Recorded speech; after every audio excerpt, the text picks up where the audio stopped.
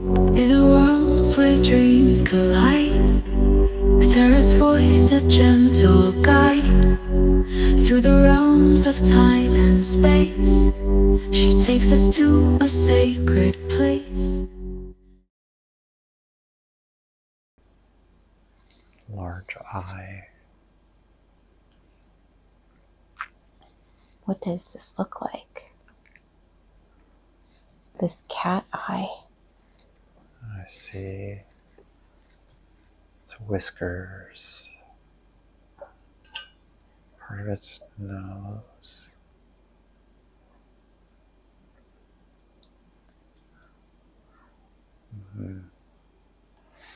Mouth kind of open, just half of it. But it's disappearing and appearing. What color fur does it look like it has? I think gray, stripe gray, tabby white mouth. It looked like its mouth looked like it was open. Wow. If you use all of your senses and sense and feel or even look, do you feel or notice what's around you there?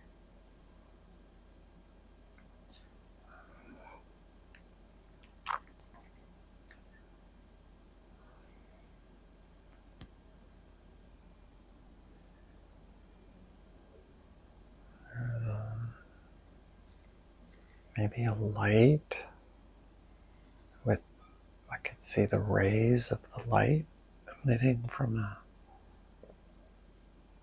maybe an artificial source.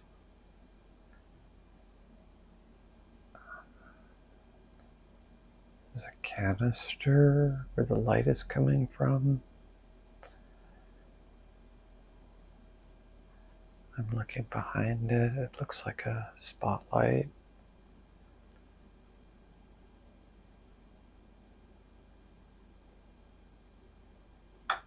Maybe a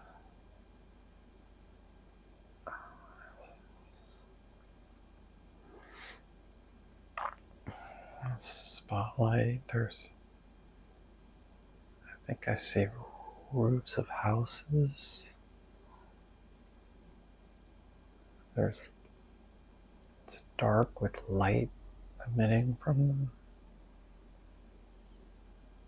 Behind the houses, silhouetted.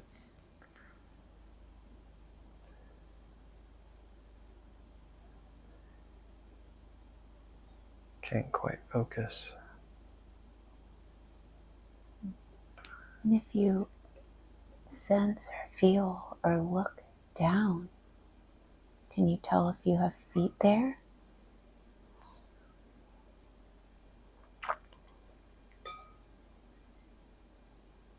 Do I have feet?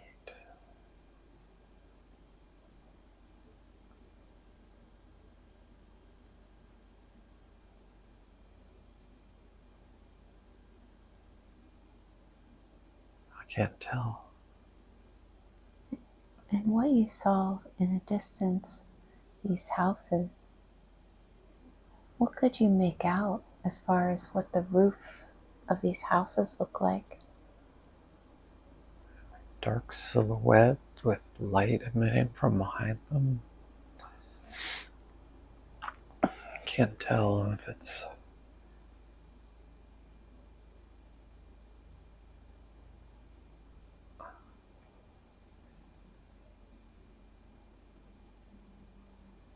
I don't see it anymore, but I don't know if it was light from flame or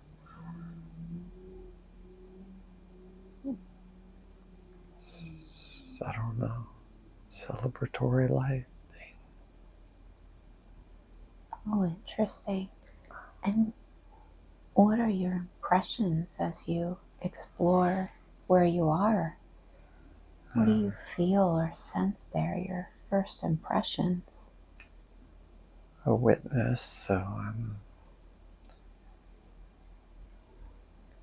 maybe not part of it, but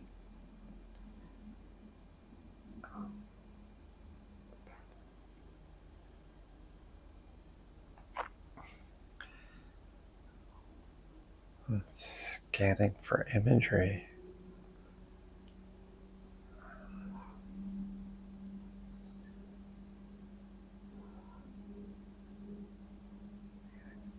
And do you notice any feelings or sensations that you have there? How do you feel? A little And anxious. tell me about this. My hands feel clenched.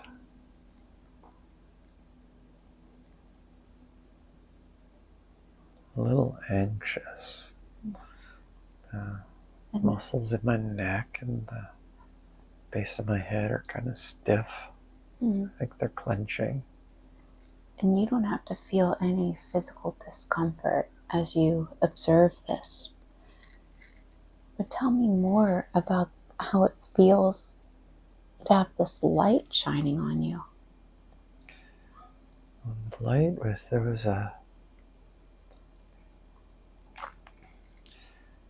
it was a cat head with the light shining on it, or a spotlight, artificial, on a podium, on a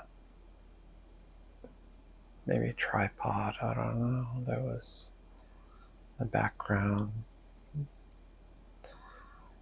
the houses with light coming from behind. There's maybe searchlights in the sky. Lights going up. Difficult to see because it's faint. I'm seeing shapes, vertical shapes at diagonal.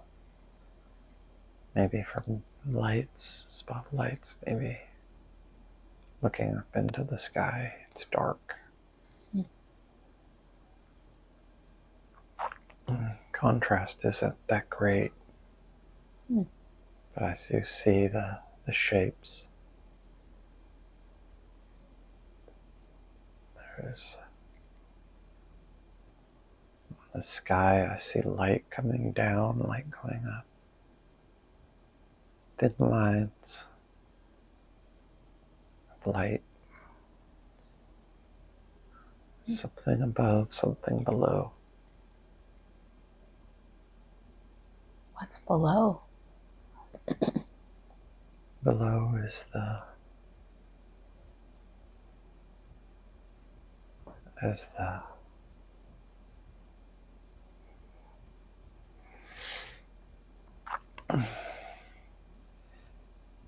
it's dark. Oh, below is dark? It's nighttime. There's a horizontal plane, dark space. Oh, interesting. Can you fast forward that scene a little bit to where it's light? And tell me what you notice.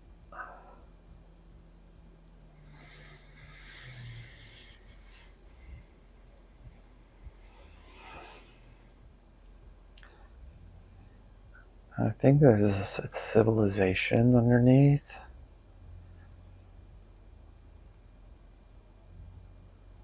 Tell me about it.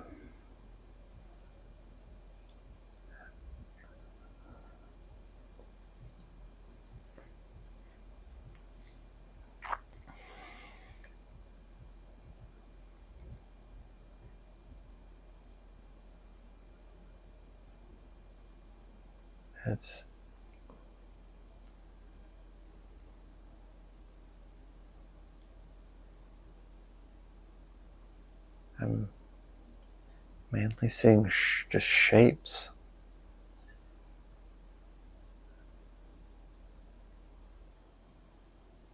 I see. Dark shapes, light shapes. And when you said a civilization underneath, what did you mean? What did you notice? Maybe a town or a city. Underneath where?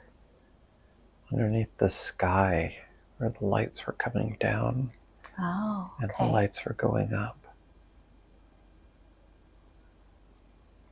Maybe storm cloud above.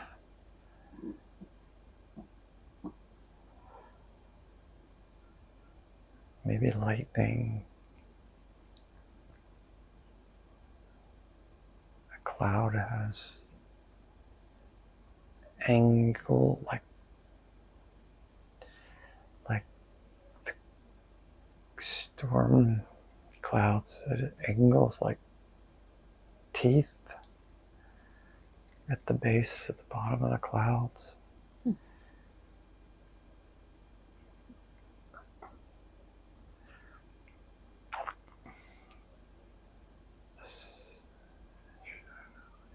Pointed teeth. Wow. Down below is a houses. It's on the sea. There's sand and I see the ocean and I'm elevated, maybe on a cliff, on a hill. And down below are just trees and homes. And I'm at the top of the cliff or the hill looking down, looking up. Rain or there was lightning, but there was light going up and light coming down. Why is there light coming up and light coming down? Can you tell me more about that? I think searchlights were going up and the lightning coming down. Oh, interesting.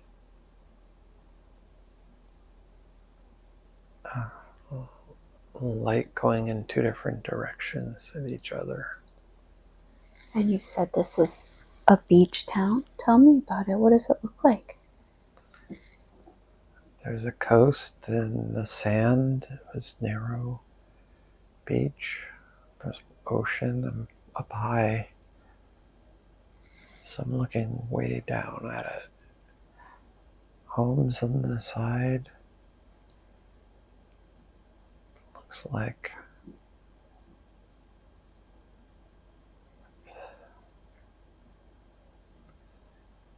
like the Pacific. I'm just saying that because the trees are the cliffs, the mountains, the trees. It just makes me say the Pacific. I don't know why. Okay. What do the houses look like? They're kind of little. I can't quite focus on them. Oh, interesting. I did see earlier, I was closer, and the roofs were triangular shaped. And there was a lot of them in silhouette. The light coming from behind was, I'm trying to figure out what that was.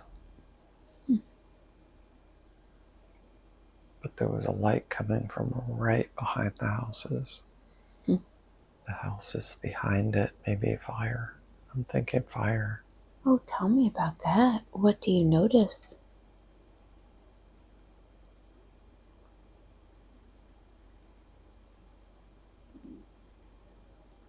I noticed the contrast between the dark and then the light.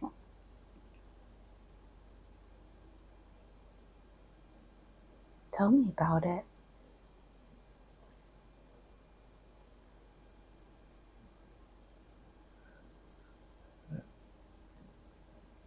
I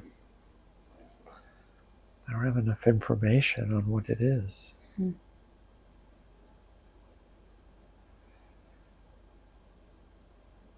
is there anything else that you notice that looks interesting there?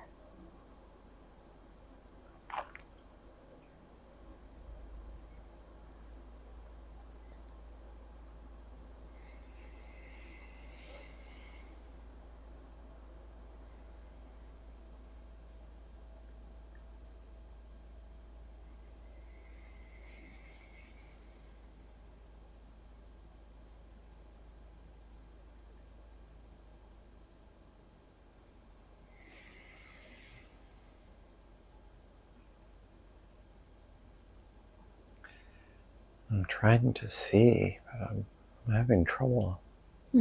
Okay. All right. So nothing else seems to pop out at you as being important or interesting?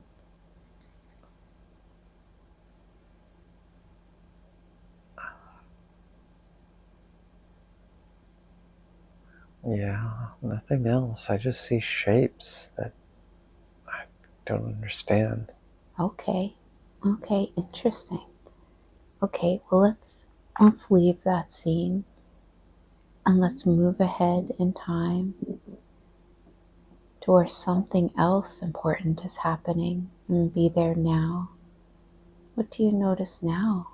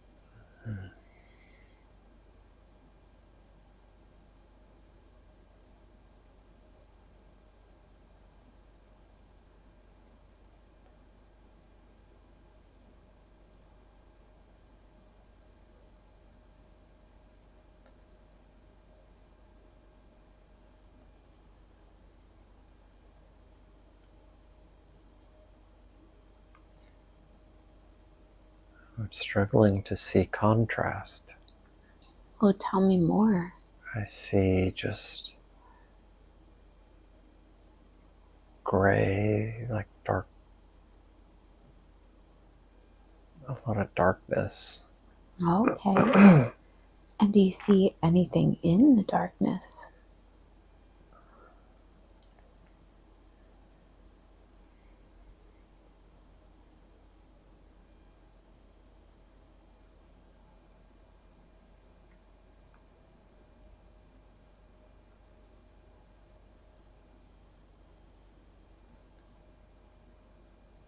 I don't know where I am.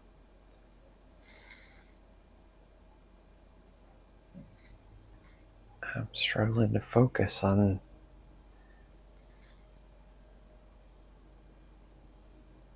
How do you feel in this place?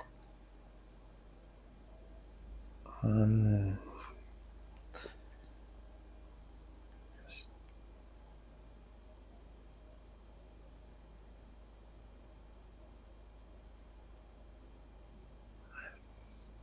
think I'm under the water, Oh, the ocean. Tell me about that. What does that feel like?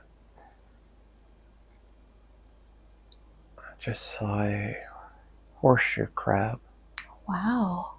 float by, swim by on the sand, and it left rippling Oh, wow. sand.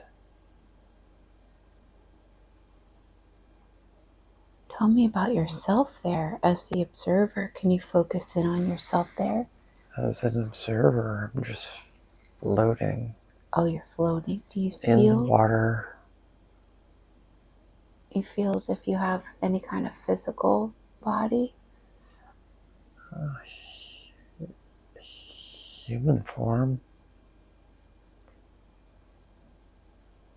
but the water doesn't affect me. As just looking at the sand, I saw this thing float by like a ray kind of hiding itself in the sand as it flutters. Wow. And as you are watching this, you said you're in a human form. Can you feel the water? Do you feel as if you have a type of skin or anything like that? When you're floating there, does it feel like anything to your body? Comfortable, temperate.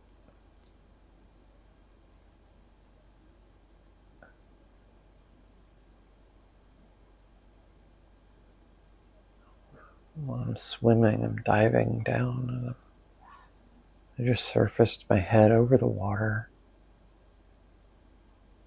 I'm in the water. I'm just floating my head over the top of the water. The water has motion. Feels good. You put your hands in front of yourself there. Can you see your hands? Yeah, What do they look like? they look large.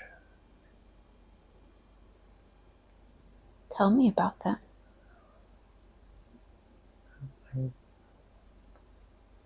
Hands look large. They're male.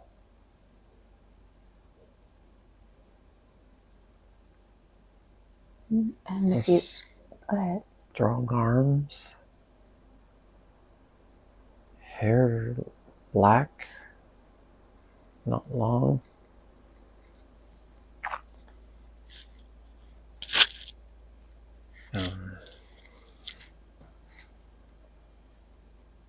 What about the bottom part of your body? What does that look like? Can you see it? In the water,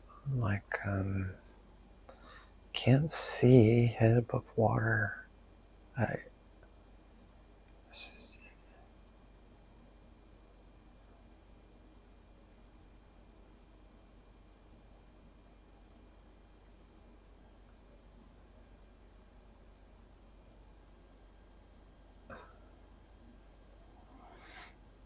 Can you touch the bottom part of your body with your hands?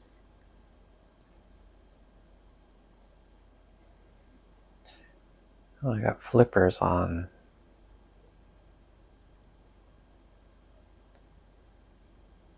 Artificial, or maybe they're part of my feet, but they're like long extended web. Oh, I see. And do you feel or sense that you live nearby that place? Can you go to where it is that you live there? I feel like I belong to the water. Go to where you spend most of your time, where you live, and be there now in this place. What is that like?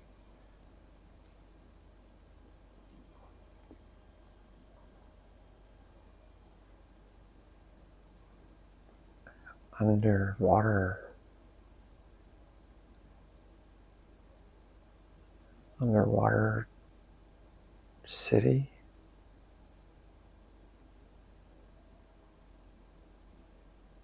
I can swim to it. How would you describe it?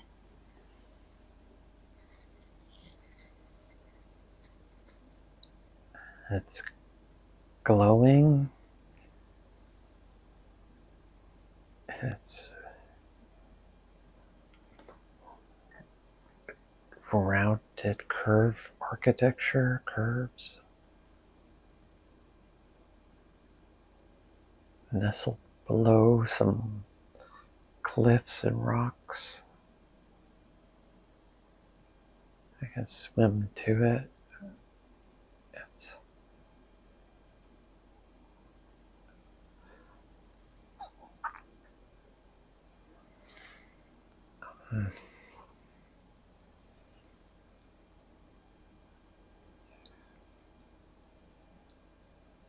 And you said it was glowing in the city. Tell me more about the city, its curved architecture. What else do you notice about it? a big arm shape, like a half of a circle entrance.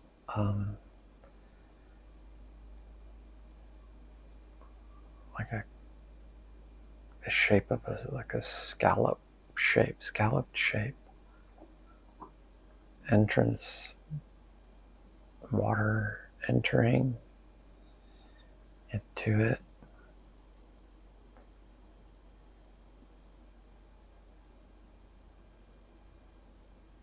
Cave.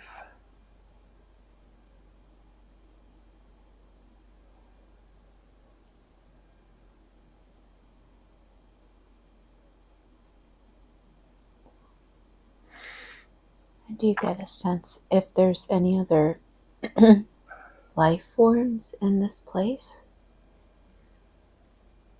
There has to be.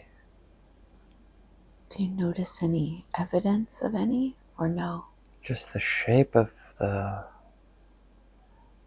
buildings, or the shape of the structures, angular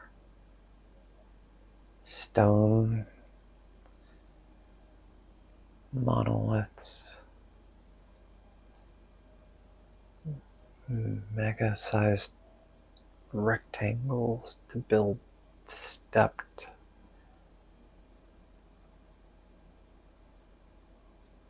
pyramid-shaped structures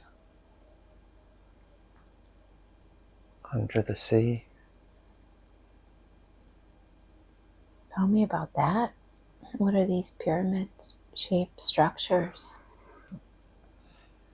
It's an ancient city that's underground, underwater. It's still there.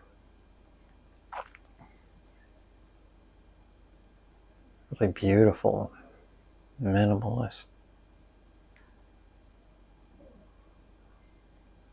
Light from above flickering through the sea into the water, showing the shape of the stones.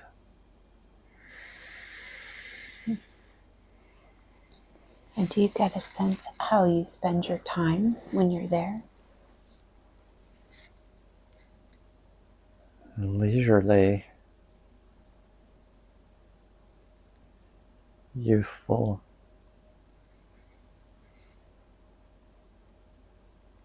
swimming, playful. Sea animals.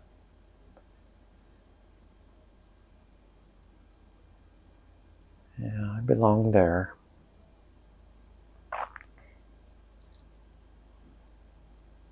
And Definitely human, but I can hold my breath.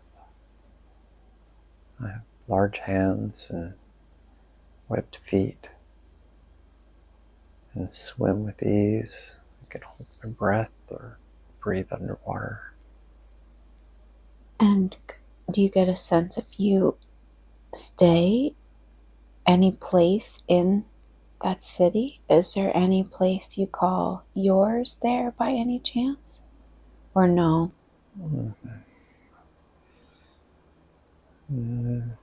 No, it's older than me. It's abandoned. Oh, I see. I just visit sometimes. I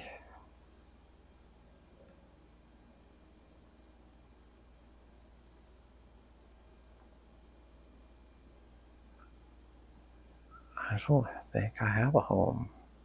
Tell me about this.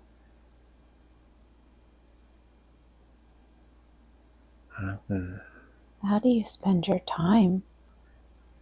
I'm alone. Just spend my time as a witness to the under the surface, looking at curiosity, just looking at this abandoned city, and I can stick my head out of the water and I can look. I'm completely at ease in the water. I belong to it. My legs are strong.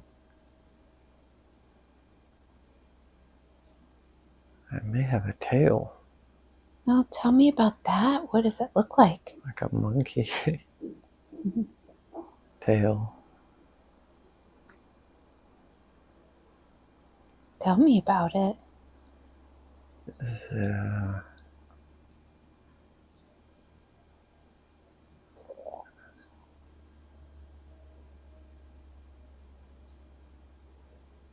It's like the tail of a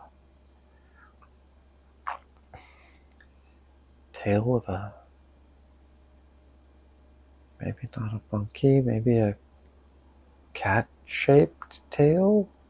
Oh, Thin, interesting. long, with feet that are webbed that I could swim. Human head.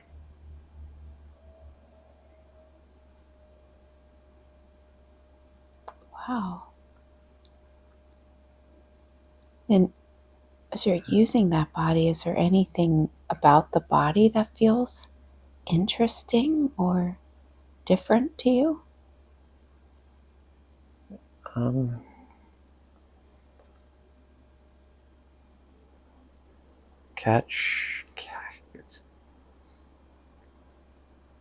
Cat-like.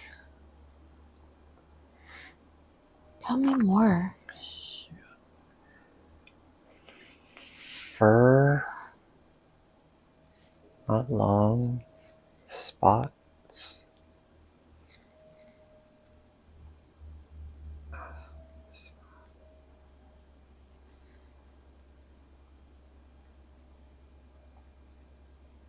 Definitely a cat head, like a cheetah.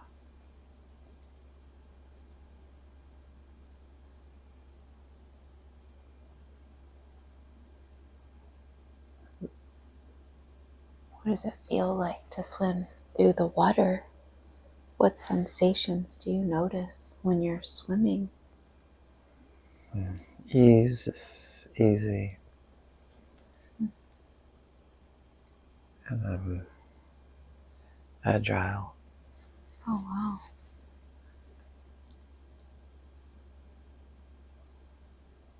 And you said there are sea creatures. What do the sea creatures look like?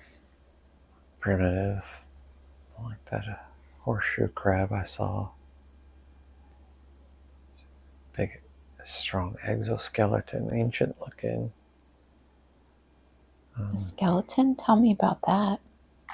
Long tail like a ray.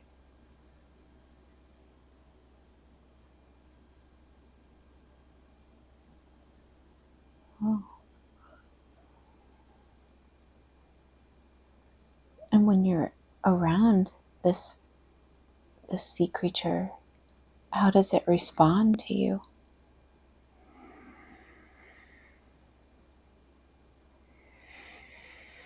Annoyed. Tell me about that. Knows I'm not going to hurt it, just wants me to leave it alone. As if I pestered it before. Oh.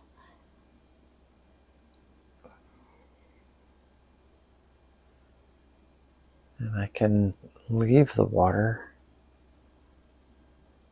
And I can leave and walk out toward the shore. What is that I can like? get onto the sand. Amphibious. How does the sand feel on your feet? A little rocky. A lot of sand, but large pebbles too. Shells. The sand is steep when there's forest or jungle above it, and I can go into that. And there's jungle with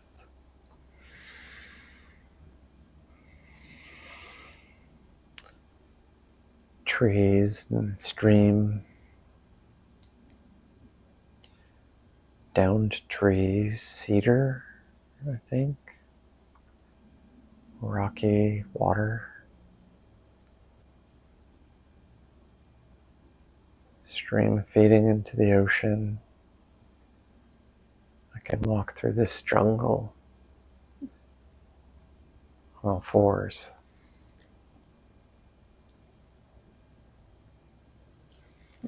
I know it really well, so I live here. Oh, tell me about that. Where in this jungle do you live? There's a den under a tree on the side of the bank with roots from the tree, and I can climb into this den. And inside the den, it's hollowed out like a big oval shape.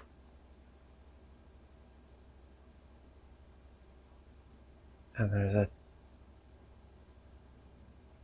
if I'm in the shape looking out toward the entrance, there's another hole to the left that goes deeper. And I can go through that tunnel.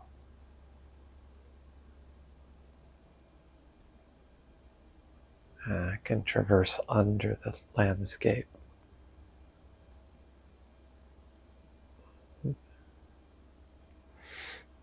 What's in this tunnel? I don't know, it kind of just goes.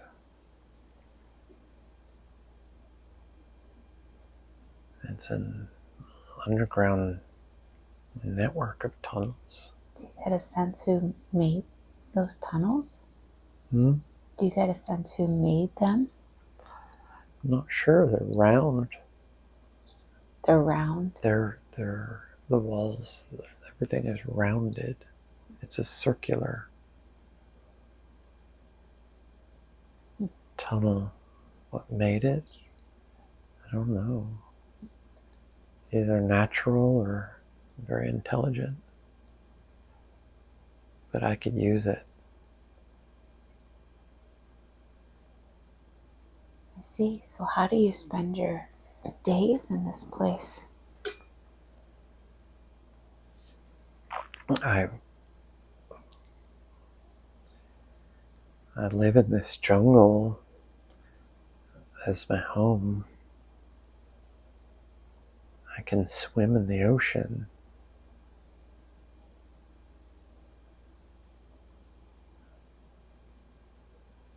I am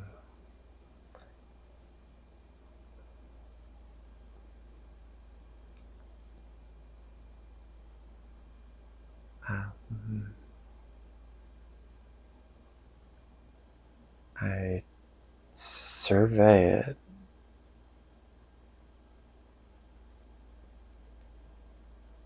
I know it well.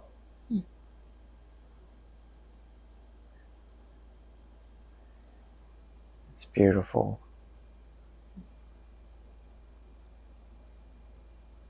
It's natural. There's no artificial elements there. Is there anything else you notice that looks important or interesting to you?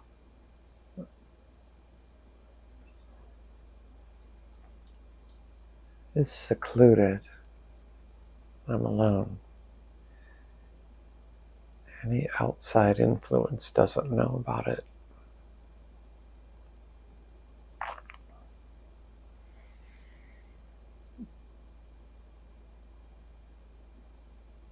So it's by a beach and it's jungle, but there's underground tunnels. In the water, I mean, in the land. Mm. In the sea, there was megalith sculpture, architecture below, just off the coast.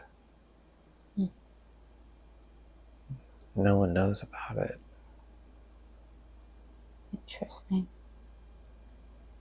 Okay, It's off the coast of the west coast of the United States. Oh, can you see where it is? Tall cliffs, so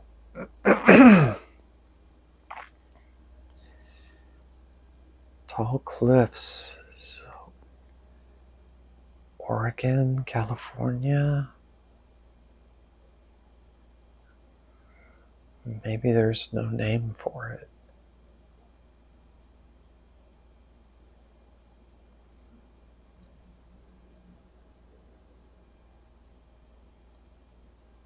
Earlier I saw houses on the tall cliff.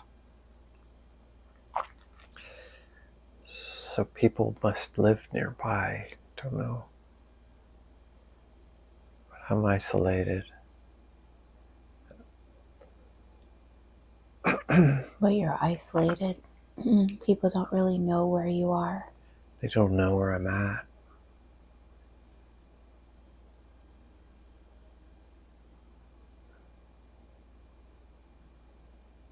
Yeah, they don't know me. How does that make you feel? I feel good. I don't need them. Okay, let's leave that scene and let's move ahead in time in that same lifetime to where something important is happening and be there now. What do you become aware of now? In the future, sometime. Awareness.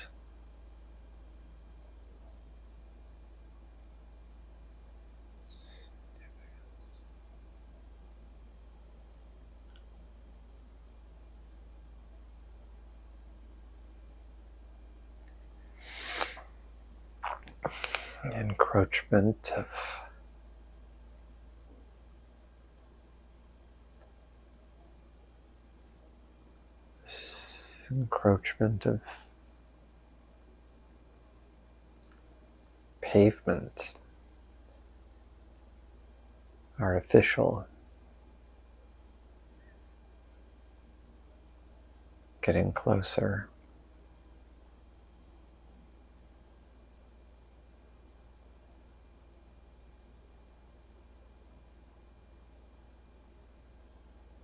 Tell me more. A little anxious. I'm afraid that I'll be this little bit of paradise. My paradise will be found.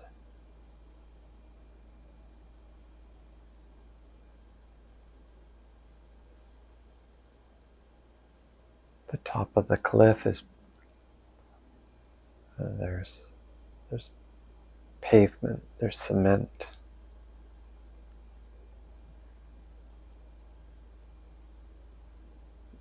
There's a covering of cement on the top of the mountain.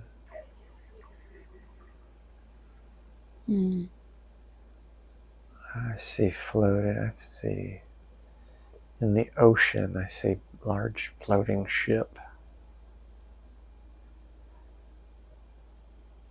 Not an old ship, but a new one, like a oil tanker. It's out there. I've been seeing more and more of these. How does that make you feel? Pretty soon, I'm worried I'll be found. Or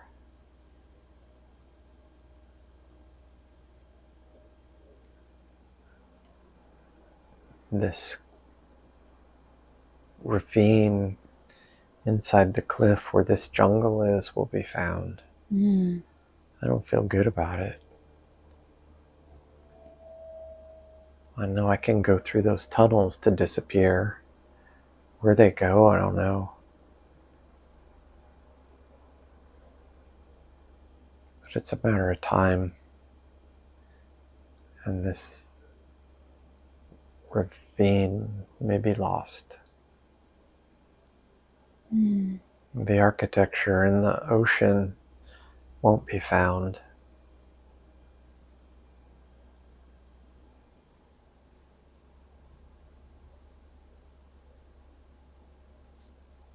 What happens next?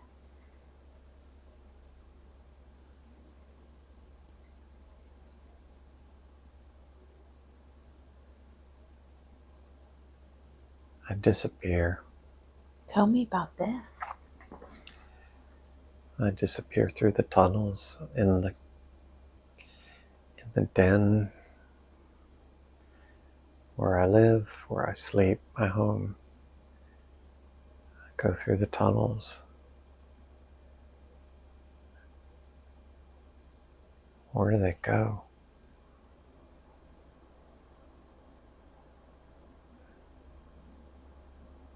What is that like?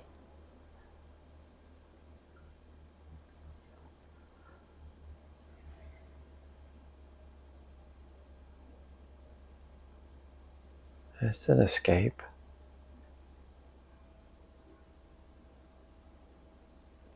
Because the ravine is destroyed. Mm. Oh, wow. Machinery, big metal giant scooper thing just smashing the earth in that ravine Wow. to make room for something. But I'm gone.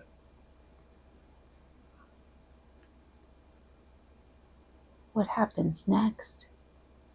I'm going through the tunnels. I'm looking for the end of where they go. They go a long way.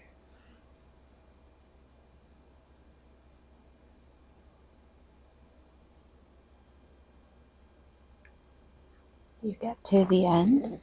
They open into artificial flat floor, rounded cement tunnels, lighting, conduit, What type? metal ladders, Oh. Oh, wow. underground base. What do you see there? I don't see anything, any people. I see to the left there is a path or an avenue to the straight ahead. There is curved ceilings, vaulted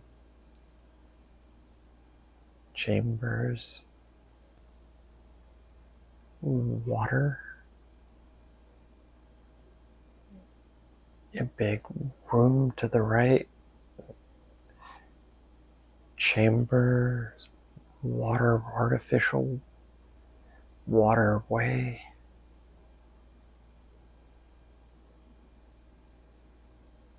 Submarine base. Tell me more. There's a submarine in it. What does it look like?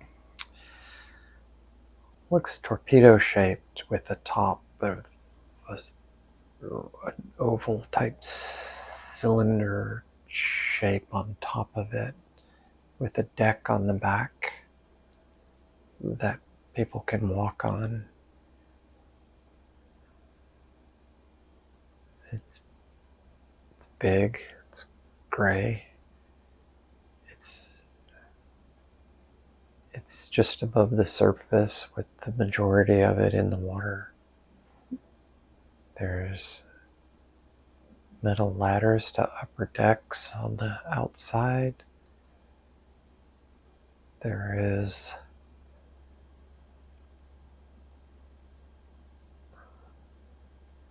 crates of, but where are the people? And it looks like there is some smoke, as if somebody was there. I'm in this environment, but I can't be seen. Mm-hmm. But there's no one to see me.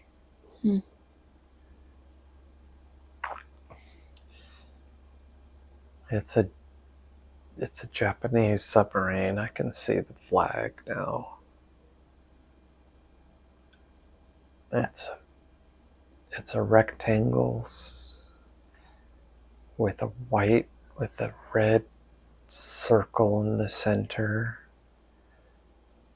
and there are sunbursts of red coming off of that center circle.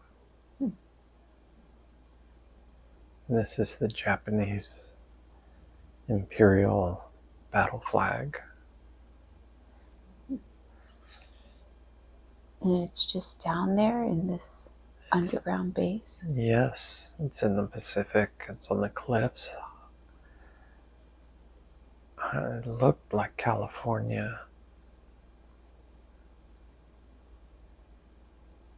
But what's it doing there?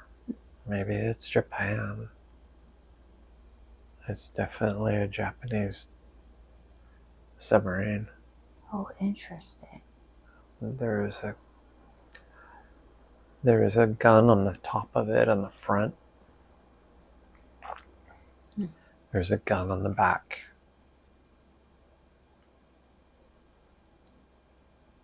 And it's in this underground base. No one knows it's there. The tanker outside that I saw in the ocean looked like it was new. But maybe it was old. Maybe it's old.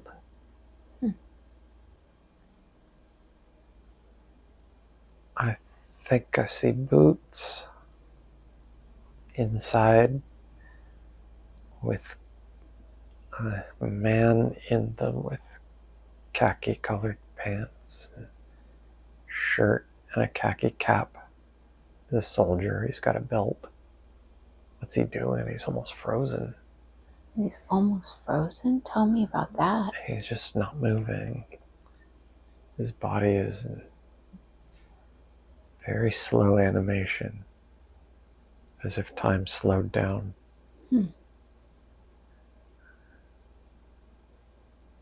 What else do you see?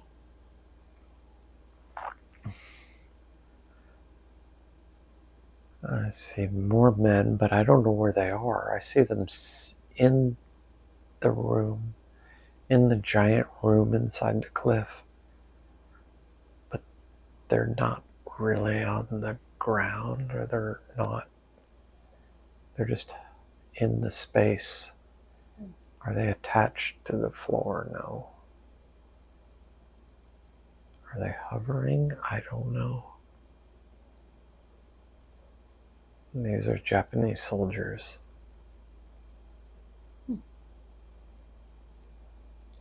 And what do you do next now that you see all this and you see this guy that looks strange?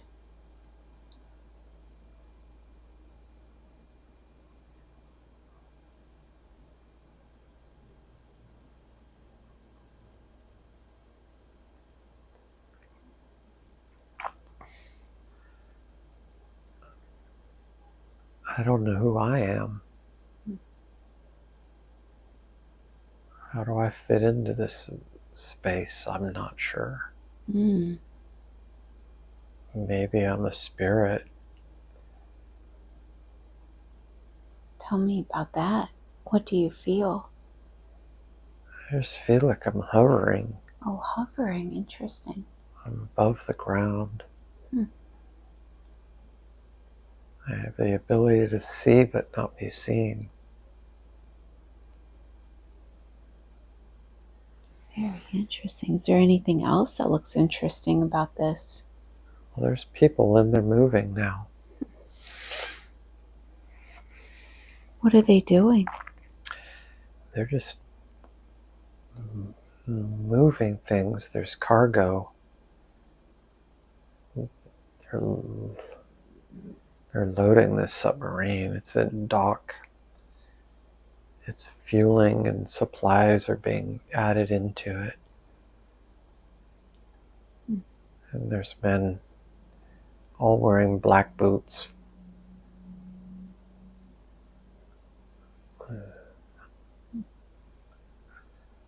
Up to their calves. leather, cotton, khaki clothing, tan.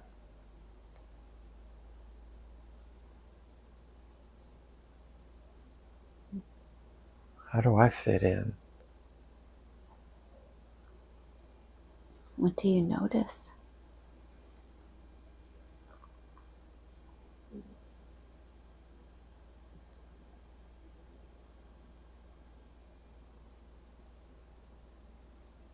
I'm a soldier. I'm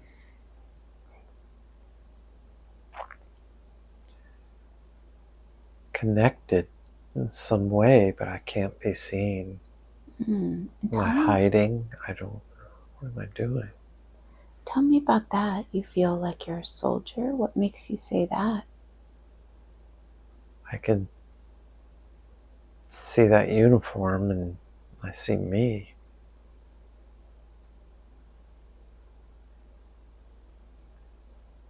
I'm witnessing myself down below. Oh, I see. What do you look like down below? I have black hair. I have a cap. I have a uniform. I'm lifting. I'm moving things. I am following a routine, part of a regiment. What kind of routine are you following? Loading and restocking supplies upon this submarine. I get in the submarine too. I'm a passenger and a soldier. And this thing is where I live. Where is it? What is it like where you sleep?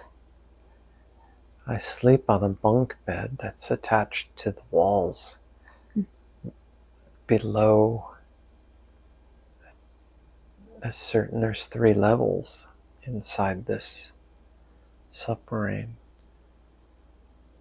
The top level is the control room, the operation room.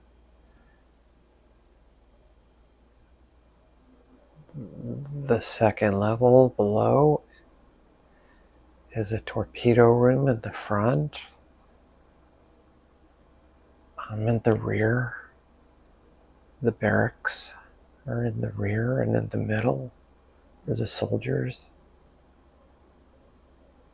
Below are the engines. And there's workers that work down there, and they never leave.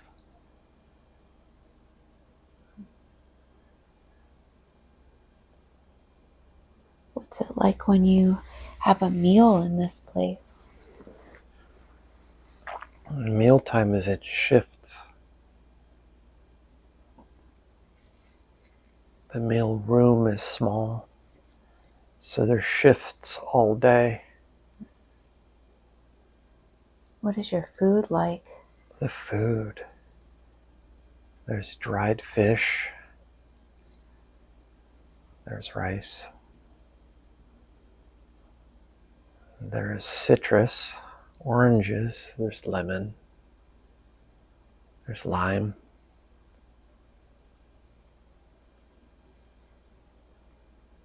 There are heavy plates, heavy cups, ceramic. There's tea. It's orderly. It's neat. There's pride in the service.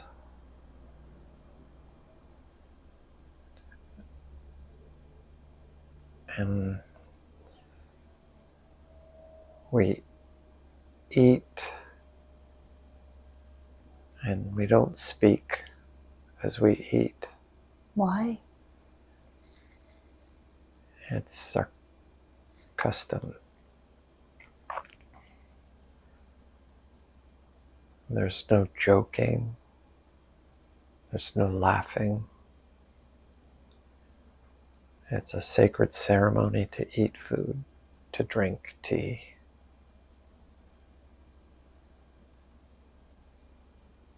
The tables are built in, they're metal. The stools are built in, they're metal. And benches too. They're collapsible and can fold and be tucked away, but they attach to the ground and they're metal. They lock into place. The tables too. That they could be folded in case there is a need for that room to be used for something else. Possible infirmary. There's a doctor.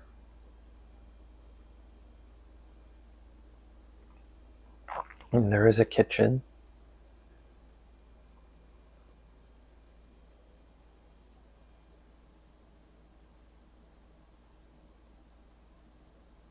How do you spend your off time on that, in that place? What do you do with your downtime? There is no downtime.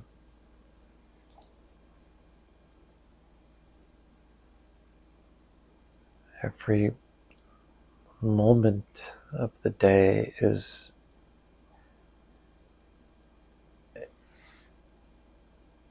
all calculated. It works as a clock. Do you have a role or a job that you do in that place? I work in the upstairs, in the control room. There is a radar. There is a device that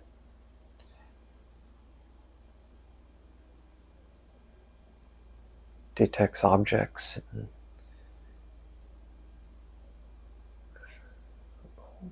where the submarine is in relationship to the ocean floor and to the top, and objects in a vicinity of a few thousand meters. I can read that and know our relationship to it.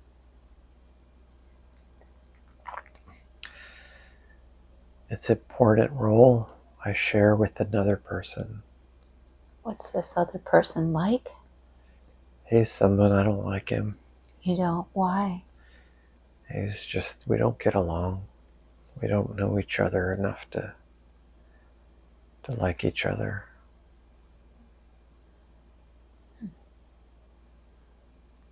He criticizes my work. Why? There's jealousy. He wants to be in charge of me. We're the same rank.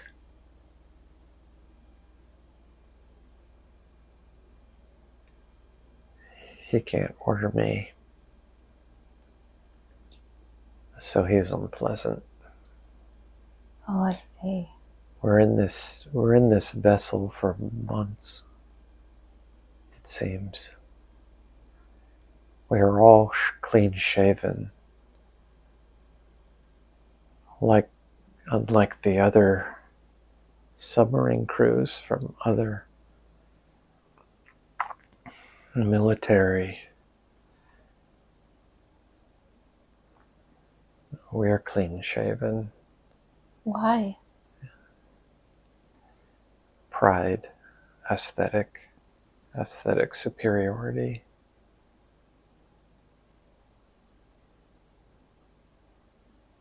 So we are ordered to shave. We surface and we have a disposal system when we're under the water that we could release our waste and trash into the ocean. And with it we put our beard hair. It sounds silly, but it's purely aesthetic. I see. We're very clean, very tidy.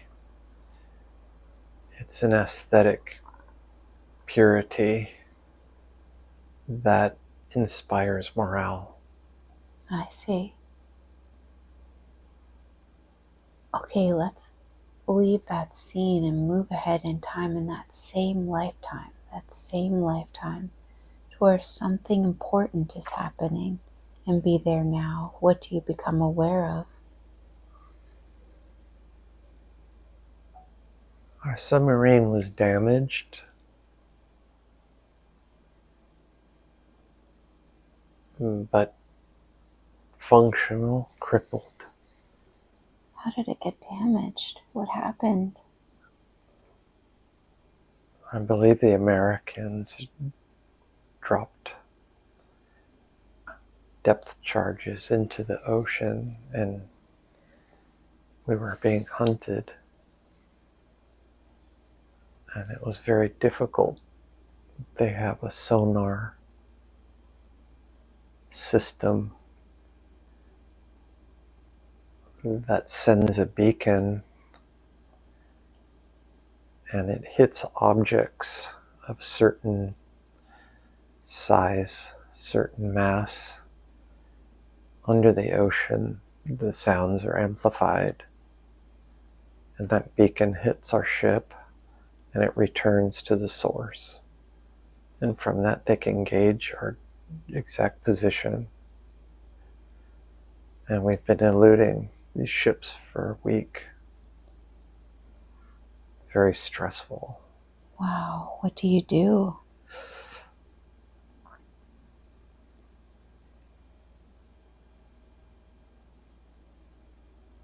We do all we can not to panic and stay focused.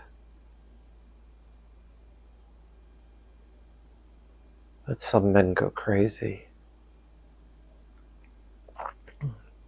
Tell me about that.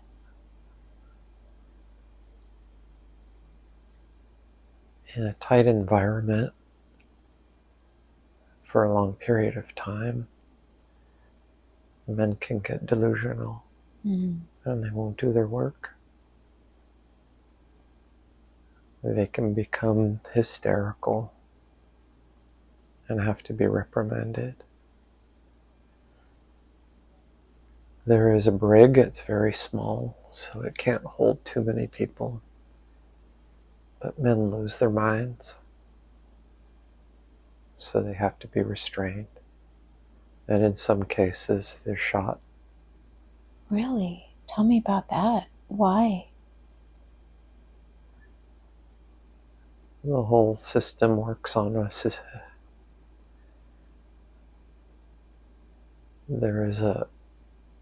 Without morale, the whole ship can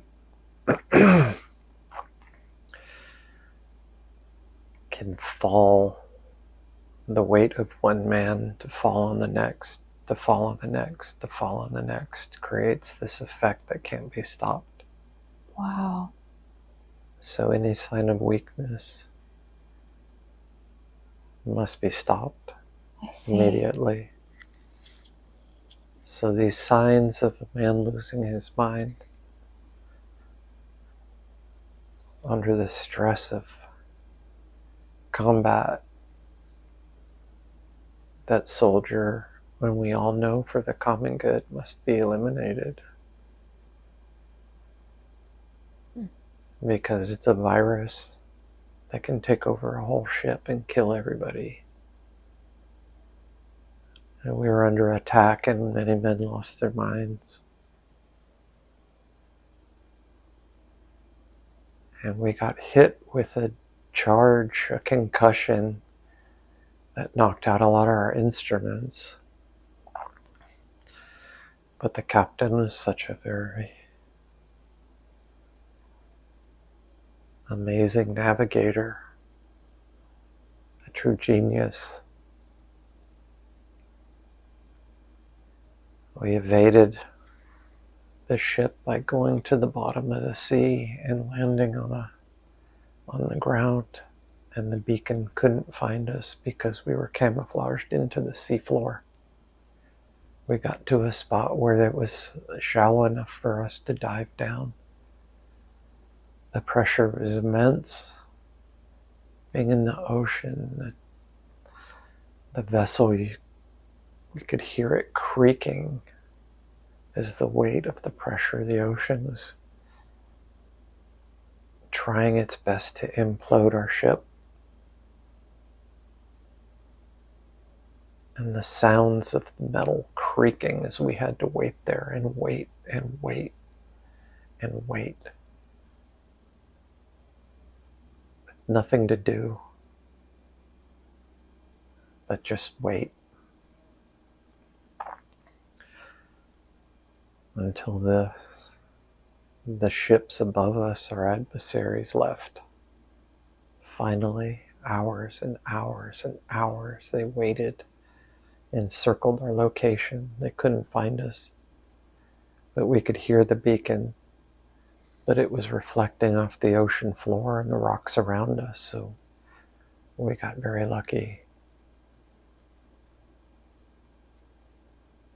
After what seemed like forever, we rose to the surface, and the weight of the ocean,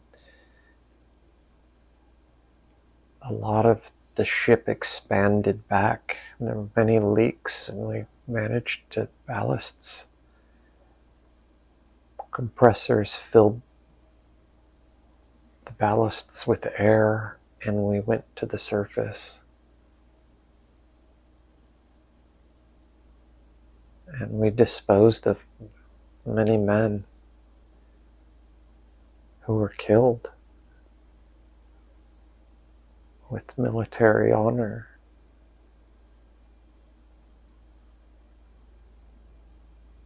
And we said a prayer, and one by one we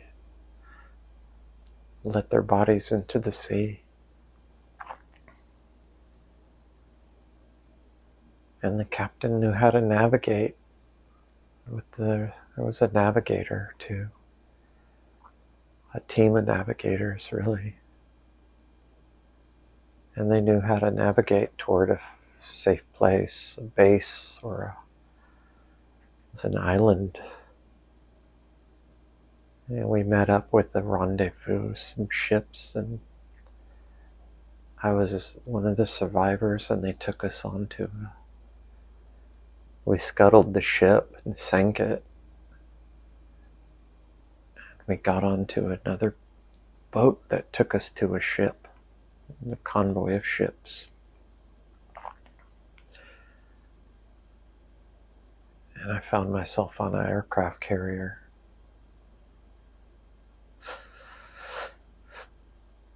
Tell me more.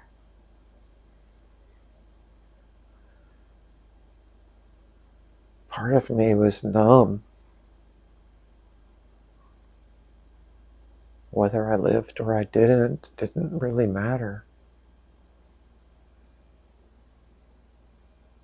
Because the event of being on a submarine for so long, I too lost touch of reality.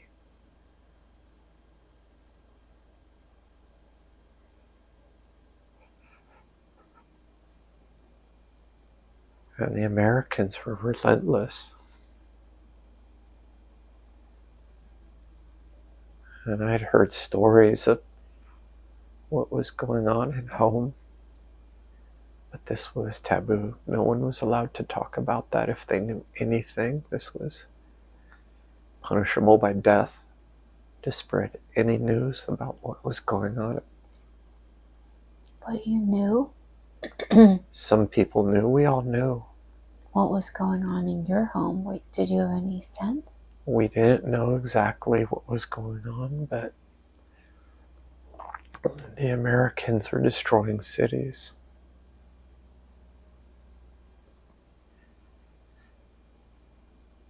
Non-military targets. What was your home like before? Beautiful home. Tell me about it. The house was paper. It was wood. I built it with my father and my brother. It was a type of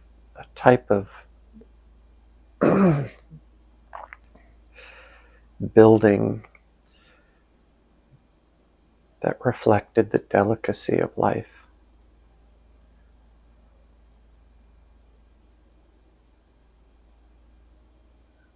A respect for our home representative, respect for our bodies and our families, and a respect for our ancestors who were spirits and they lived with us. Tell me about that. Many generations of spirits lived with us. Were you aware of them? Yes. Tell me about that. I had never met them, but I was told they were there. Could you feel them or sense them in any way or no? We could feel them. Every Japanese person could feel the presence of their ancestors, and this was very powerful. And it gave us a sense of discipline.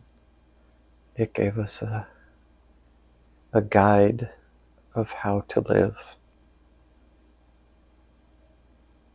and respect our family, our elders, our gardens, our homes, our rivers, our waters, our fish. That life and death were the same thing. The spiritual world was alive, and we were too, but we were in a human form. We could communicate only with offerings. So when a family ancestor would become angry, the effect was of the whole family. So it was paramount to live a lifestyle that the ancestors, the spirits, would approve of, because they were all knowing.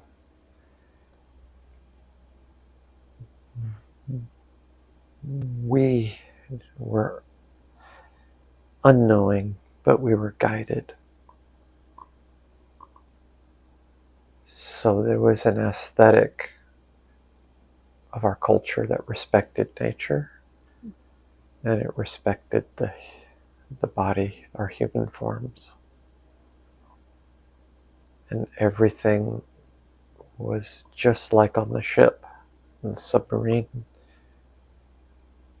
How did you end up becoming a part of the submarine? How did you end up going there? What made you do that?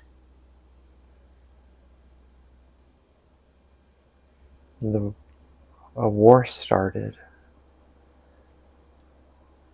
We had become as a nation, very militarized to protect ourselves. And we had an adversary very close by, and that was Russia,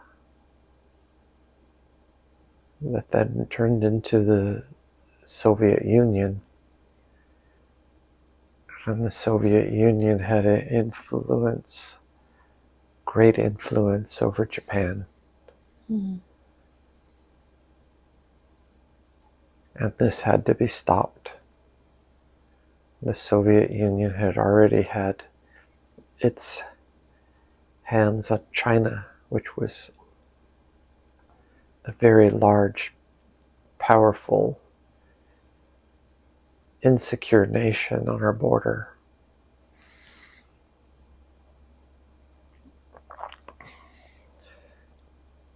Is there anything else you notice that looks important or interesting to you?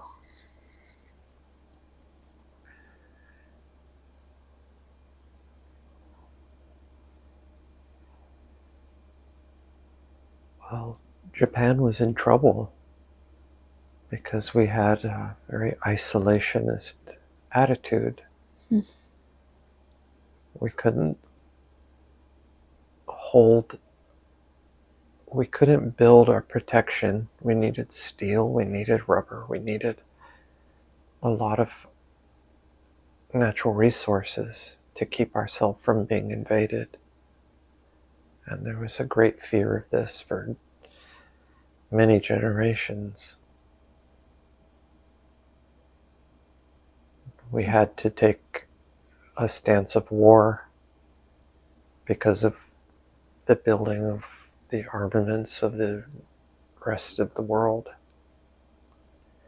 And if we didn't strike first, we would be in trouble.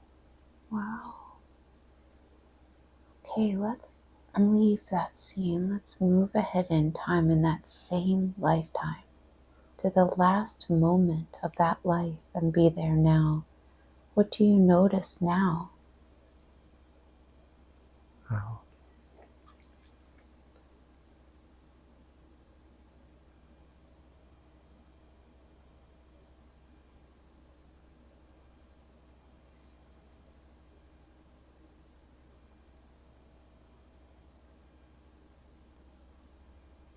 I'm laying in bed.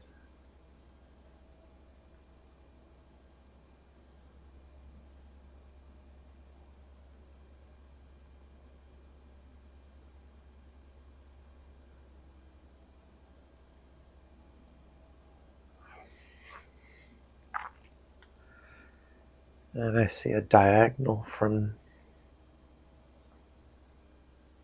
top right to the bottom left. A diagonal, an angle.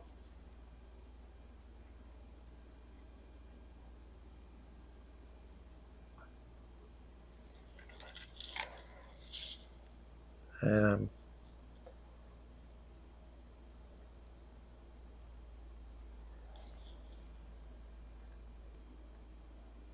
looking at it, thinking of it. My family's around. And I see this angle. And that's what I focus on.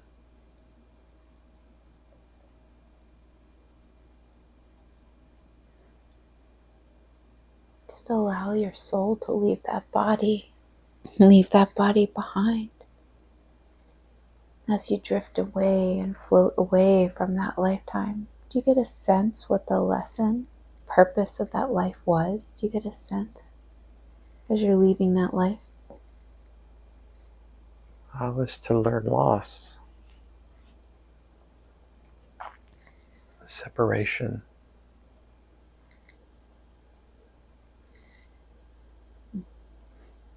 from family, from my beliefs, from my nation.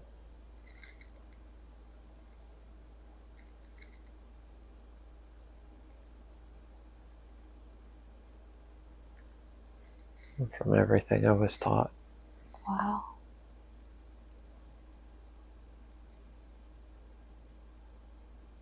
The separation was validated through my sadness.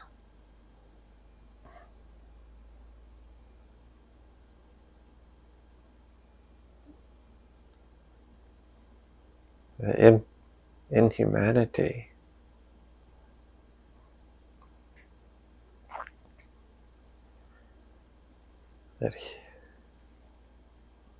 that we have toward each other.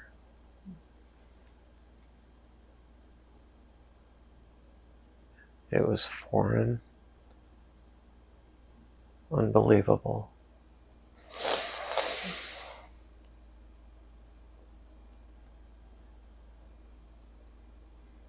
Now, can I speak directly with the part of you that knows everything about you? Can I speak directly with the higher self now, please? Do I have permission to speak directly with the higher self? Yes. Why did you show him that lifetime and learning loss and this separation? What did you want him to understand?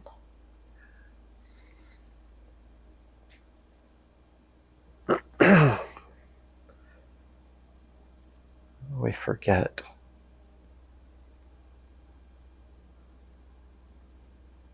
We need reminders.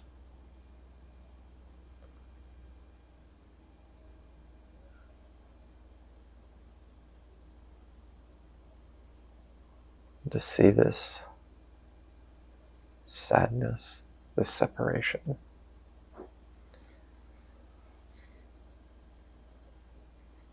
Is a constant reminder of the lessons we must learn. What lessons did he come to learn in his current lifetime?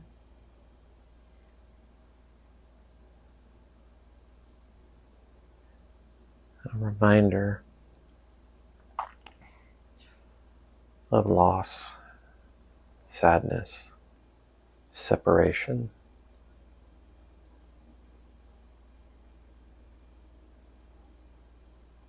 Is the catalyst to overcome the inhumanity he is already seeing and he has lived through.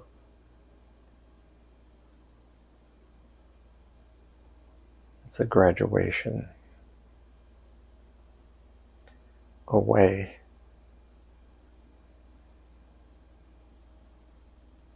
and a return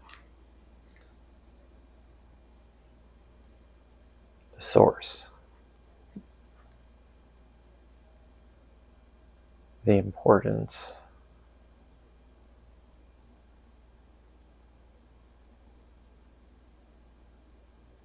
of connection.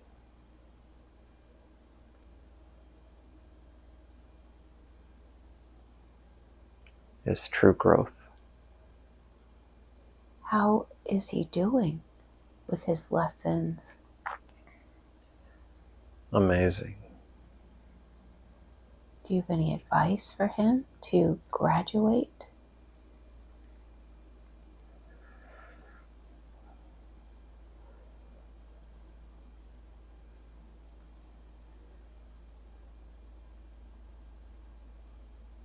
He's got what he needs. Why did he have such a difficult upbringing? Why did his mom basically not really take very good care of him? She was his teacher. And sometimes we learn the most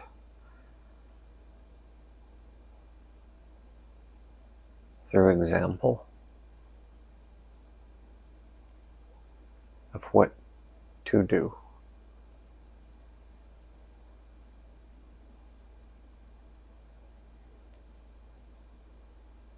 She had a contract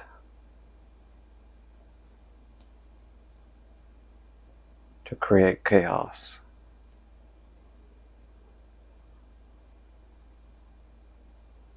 So that this boy could learn his skills in navigation.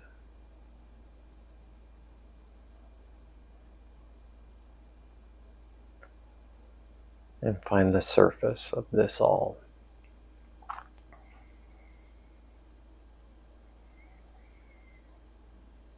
What about resentment? Does he still hold a resentment about how he was raised? Yes. And he thinks he's over them. But they build. And he's reminded that his vulnerability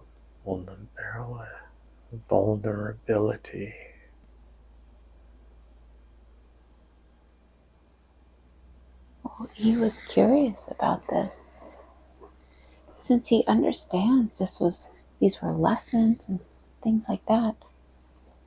What do you advise for him to let these go, or how do you want him to go about the fact that they build, and what should he do? His sense of humor is paramount to his navigation.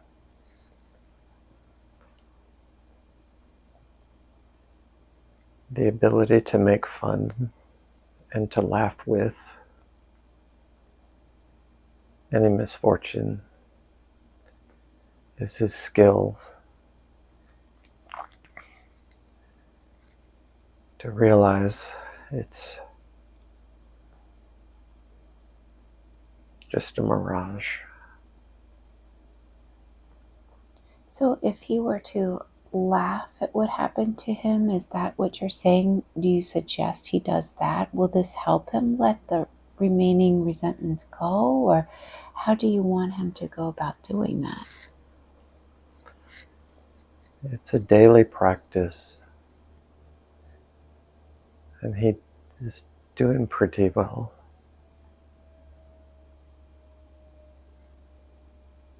He knows every day he's in recovery.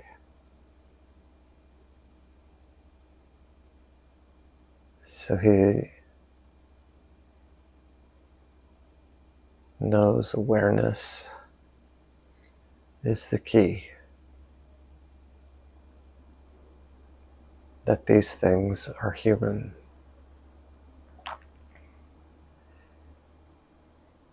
And misfortune is human.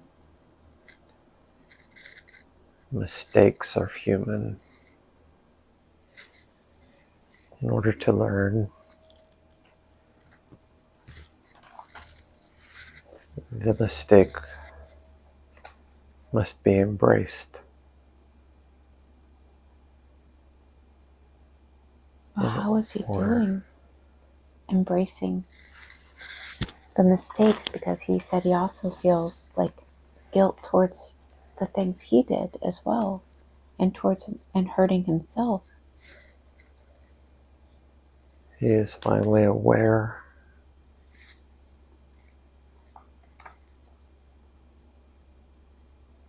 he is aware of the process to return.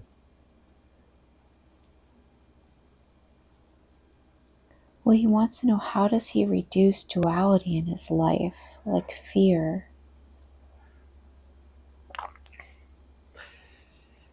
He is aware of the key to reduce duality. What is the key? The key is to embrace the fear and love it.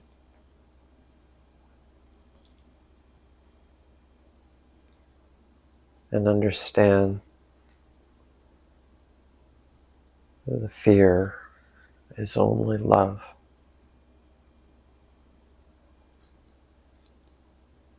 Is it real? He was curious about that. Is fear even real?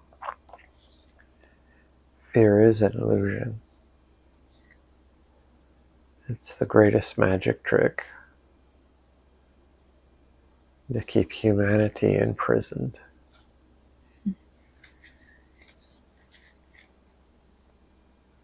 He knows the source is love. That he was given emotions in this world. The emotions can misread things and places and people. And the emotions can transfer the energy of love into an energy of fear. And once that sets in, the individual reality is completely askew. Wow. Is fear a portal to expansion, or a door to endless possibilities, or no? Fear is the portal. to love. It is the same thing. We do not fear love. We fear lack of love. When our emotions transfer the energy of love into fear, we are now without love.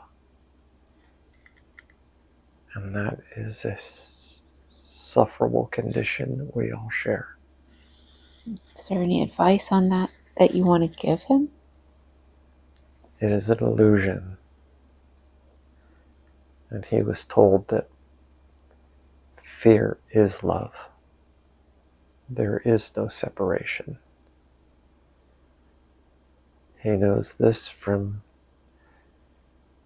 his history in Japan with the spiritual world. That there is no separation. Oh, beautiful. Can you do a scan of his body? Can you look very deep into his body and tell me, what is the very root cause of the tinnitus? Can you look deep into that for me? His neck. Oh, what's going on with his neck? The base of the neck, where it meets the brain,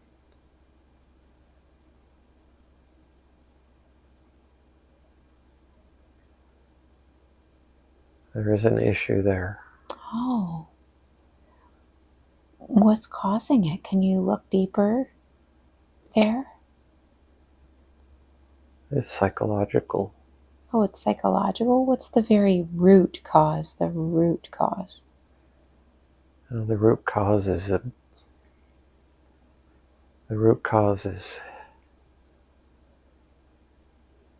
is his relationship with his mother.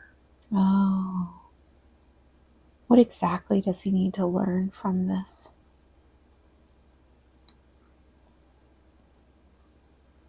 He needs to learn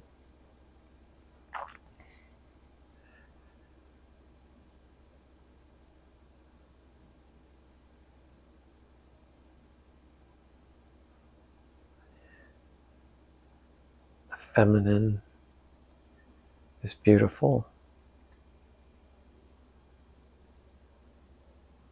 and nurturing and loving and healing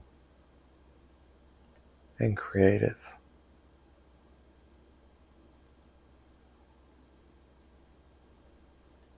His mother showed him otherwise. He sees and senses the feminine as his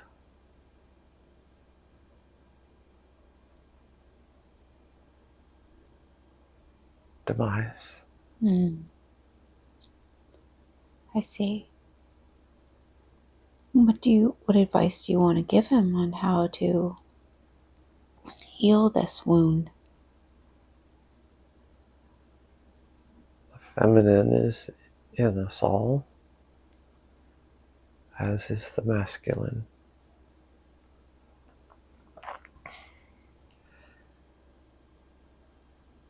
It is another duality that are not separate, but two sides of the same mind and the same spirit, not separate. Does he understand this, or what do you want to tell him? He doesn't understand. How can he learn this? What advice do you want to give him?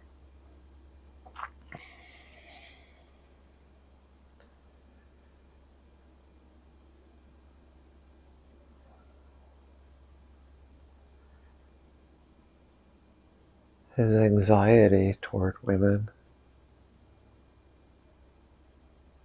was given to him at a very young age when his mind was brand new.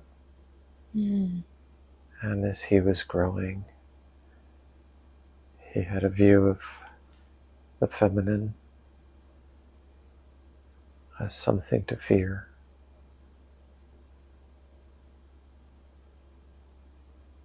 The advice that he's listening to right now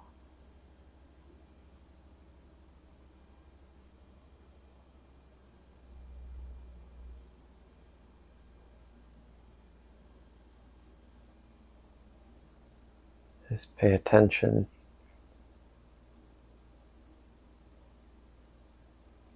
to the creative spirit within everything, everyone. And it's not masculine, it's not feminine.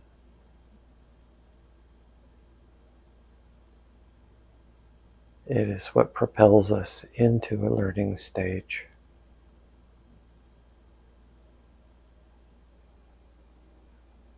And that creative spirit can be blocked by his perceptions and prejudices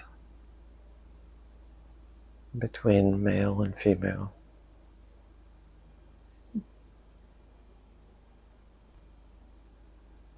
Well, now that he got these messages, can you release this issue in the back of his neck? Since he understands this and you told him how to work on this?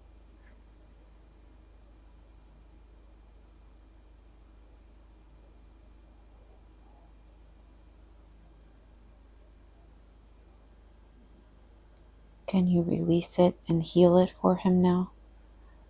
We can. What are you doing to do that? We're breathing through him.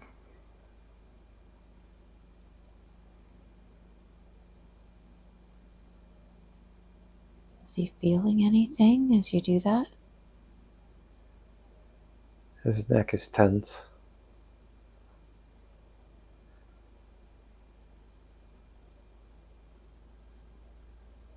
Will he notice a difference? No. Will you heal this for him? Yes. What will he notice? He will notice the ringing will stop. Oh, good.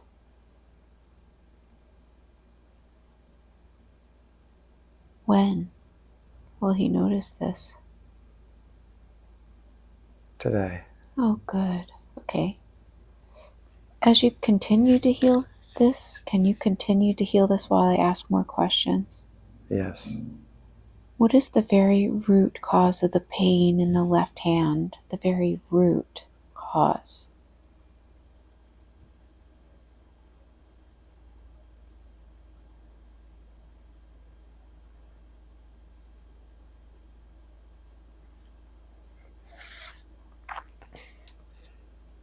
He has a lot of stress in his hands. He relies on his hands to build.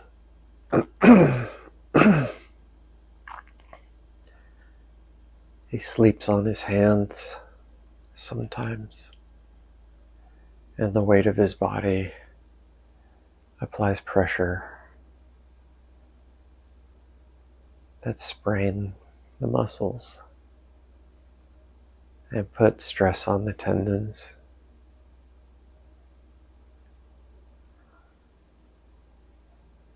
He clenches tools too tight.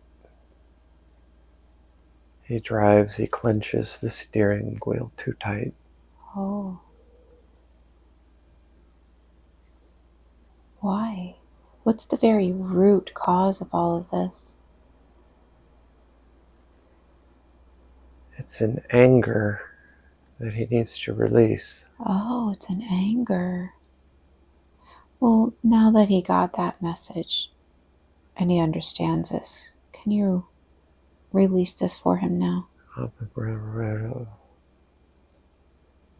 We will release it. Thank you. Is he feeling or sensing anything as you do that? Is he noticing anything, a difference? Yeah, Oh, good. his hand is cold. Okay, good. Let me know when you're done doing that.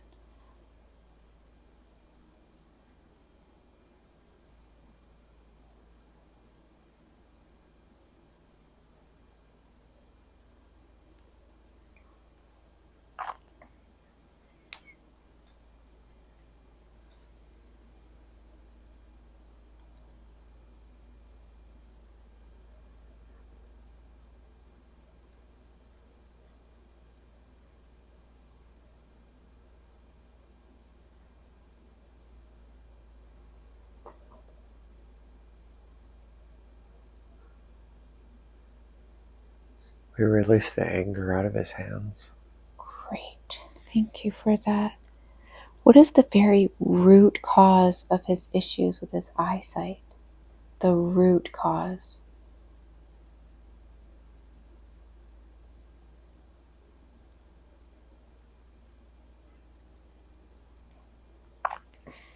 They are tears that haven't been shared.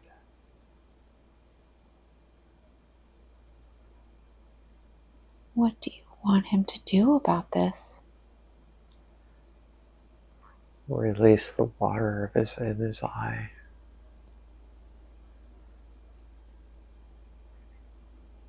You're releasing From the endless moments of trauma. Thank you. Can you let that flow out of him now, please?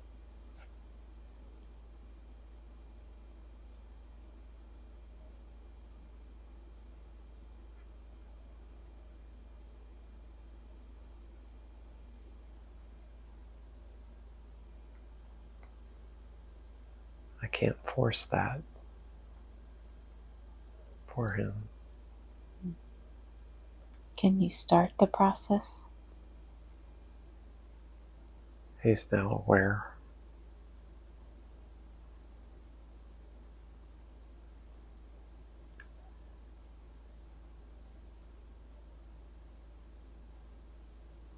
Sir. Tears are also metaphorical.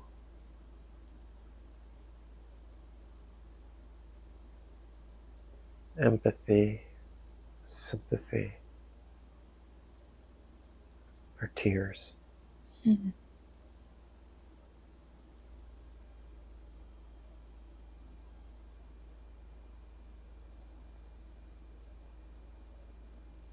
Helping others in need, animals, living things.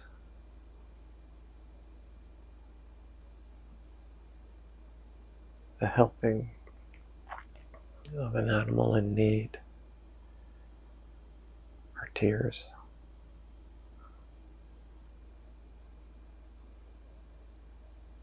So how does he go about fixing his issue with his eyes? What exactly does he need to do? He needs to volunteer. Mm. Wow. To help others. And if he does this, what will he notice? He will notice he's healing himself. Oh, that's beautiful. Okay. Okay, beautiful. Why does he have dyslexia? What's going on with that? He was hit in his head.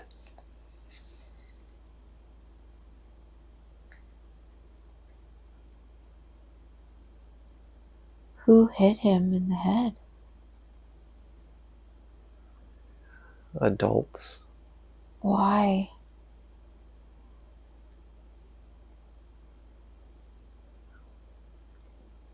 their own shame.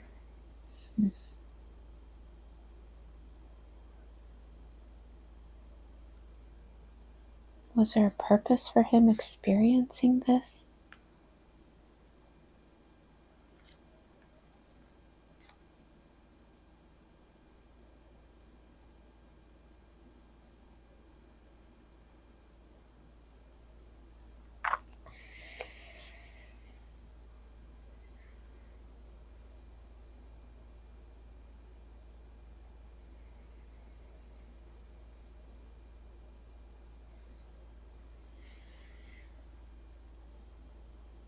The purpose was to feel.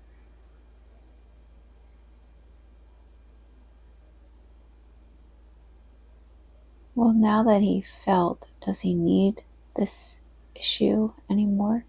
Does he need to have dyslexia? It doesn't serve him. Can you reverse it? Can you heal him now that he got all the messages behind that? This process is hard. Why?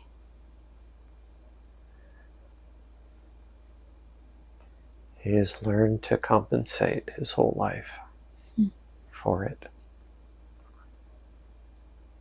We can heal it. He will then have to relearn. What is good? What would be most beneficial for him?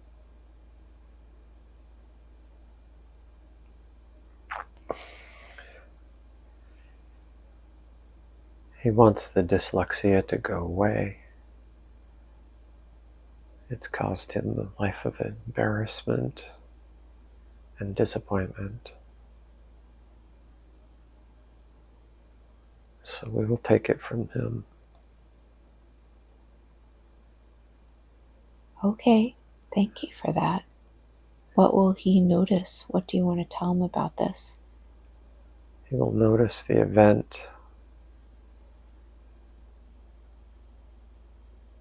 that led to the dyslexia.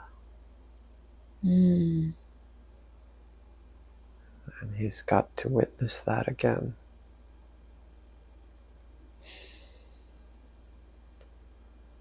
And he must forgive.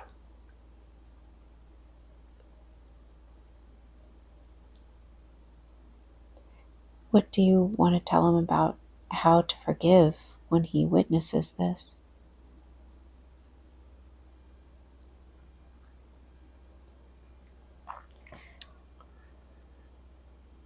That the true victim was the one who hit him. Wow. Okay. And that soul, which is separate from spirit, that soul is collected karma that he must pay. And he will.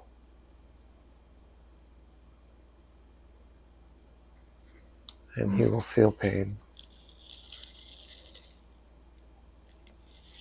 Do you want to show him the instance when he got the dyslexia? Is this something you want to show him now? Yes.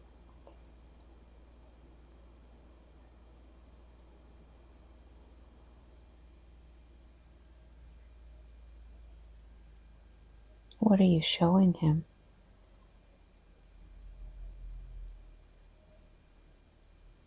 He was in the bed with his mother.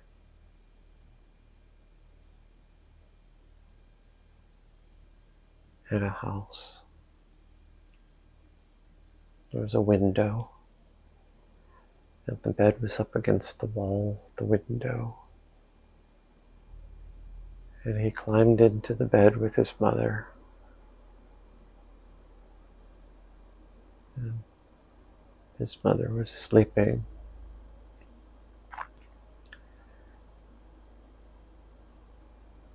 And he didn't have any clothes on. and he was 2. It was summer.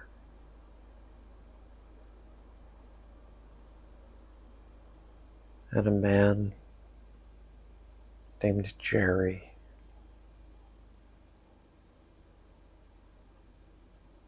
shoulder-length brown hair walked in and saw this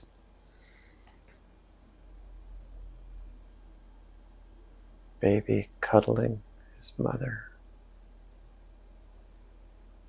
He pulled the covers, yanked the baby, and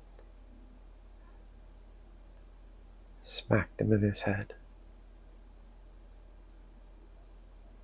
and kicked him out of the door.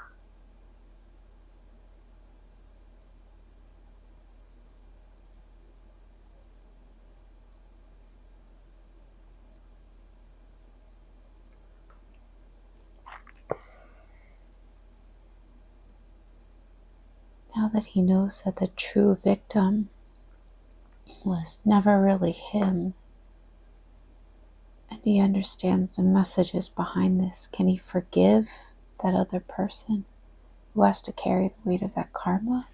He forgives him. Can you heal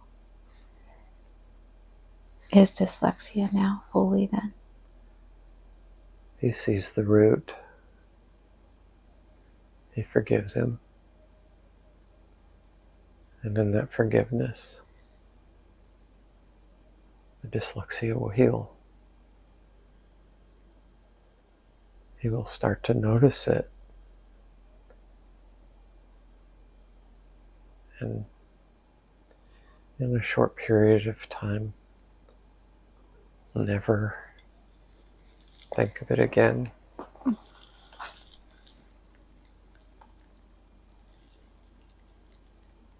And this will help him with his relationships, with friends and family and loved ones. Good. He's wondering if he can reverse the damage that he's done to himself and others.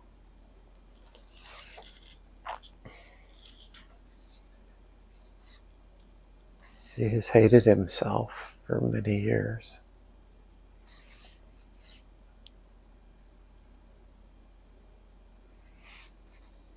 He's forgiven himself, he knows.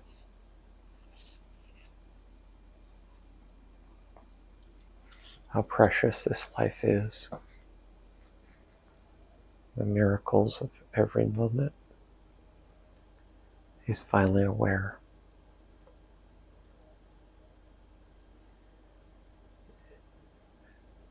In that awareness, he forgives himself because of the beauty he has shown. There is nothing in this world he can change without recognizing beauty first.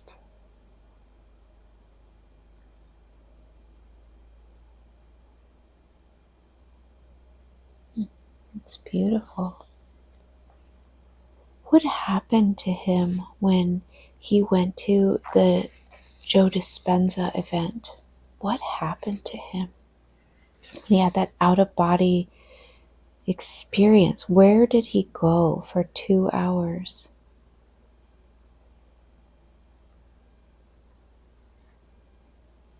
We decided enough is enough.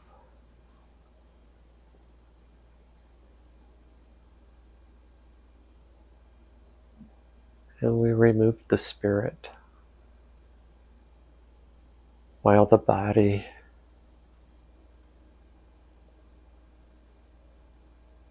was dormant. He was shown what he must give. He was shown a love of true source that exited the three-dimensional reality where all fear lives. It cannot escape. It is with the body. We removed the spirit, took it outside the veil of his own consciousness.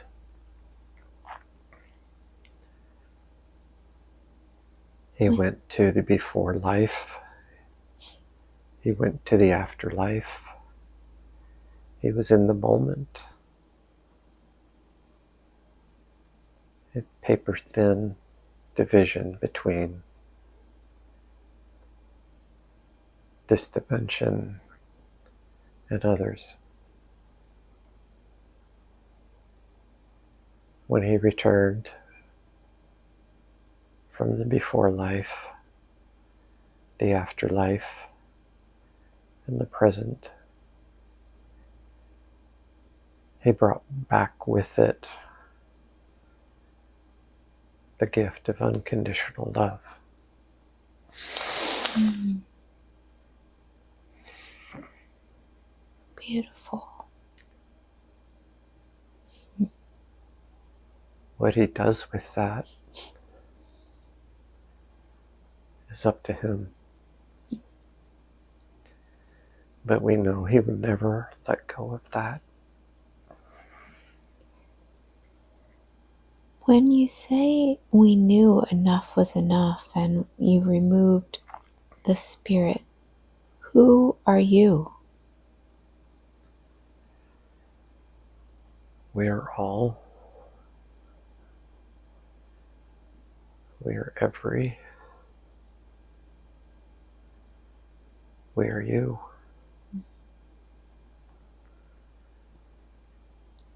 We are me. We are I. We are am. We are breath.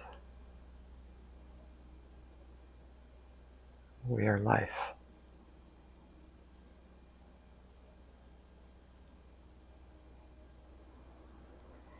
Well, what was that big love that he felt? What was that? What was what? The love that he felt when he left his body. There was this huge love. What exactly was that? We showed him the love that an animal, a pet, gives.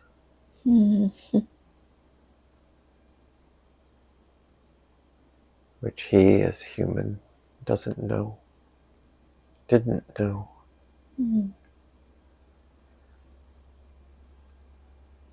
Now he can look into his own pet, or he can look into his own daughter. He can look into the eyes of his wife. He can look into the eyes of himself, and especially the eyes of his enemy, and know that he is looking into himself. He is looking into us. He's looking into the I, and he's looking into the am, the masculine, the feminine, the two halves that create love.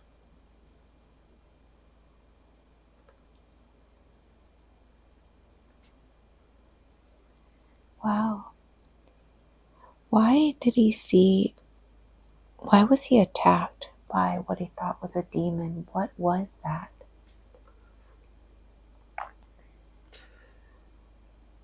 This is an entity of the third dimension. it exists and manifests only in this realm. There are multitudes of them.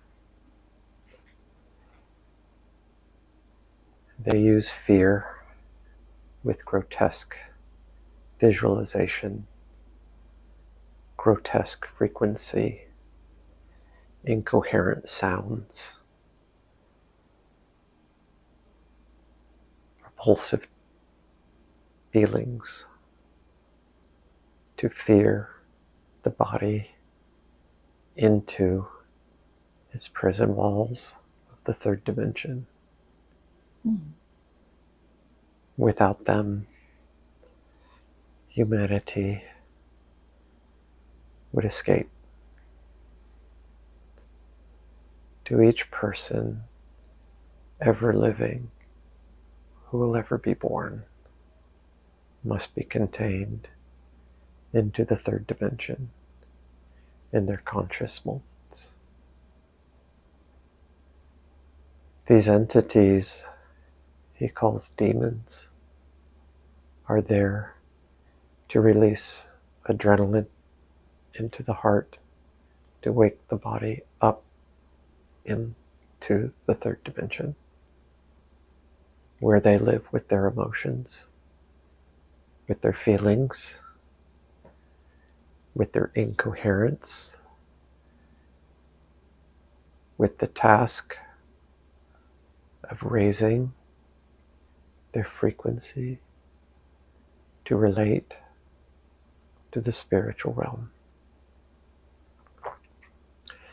Without these so-called demons, no one will learn their lessons of what it is to be human. Wow. He felt the love. We reversed his sense illusion of duality, and we allowed him to escape for the purpose of returning to teach.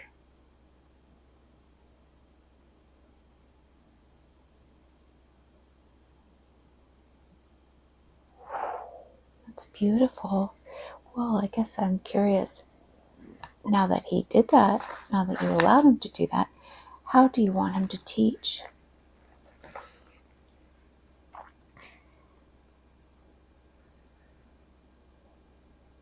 His sincerity in the actions he does, everything he creates, the motivation of creativity is something that he will give to others. If he continued on his path of creating sounds and images from his fear, the viewer of his art, the listener of his sounds, the consumer of his nourishment would inherit the fear. Wow. Without the motivation of fear to fuel his actions, he is radiating inspiration instead of expiration. There are two paths, and his has been corrected. So now that he understands this, how does he go about teaching and inspiring others?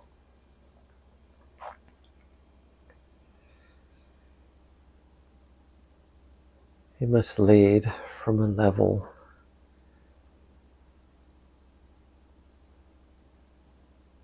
a level of frequency that draws in and channels other artists, other thinkers, other members of humanity who have a voice that still needs to be heard.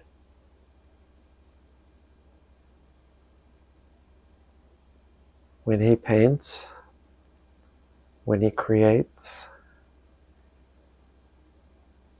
it is only part him.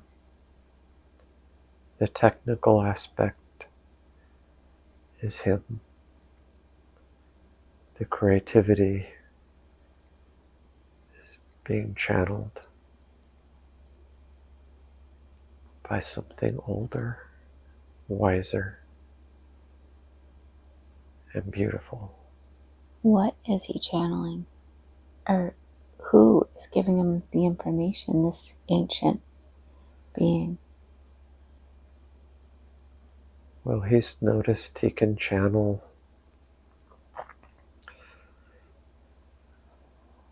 the artistic ability of artists of the past. Wow. He can paint a Van Gogh. He can hear the songs that Beethoven has heard before he wrote them down.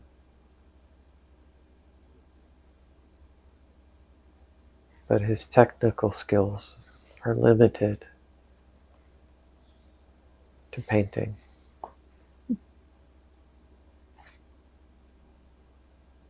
And visual arts.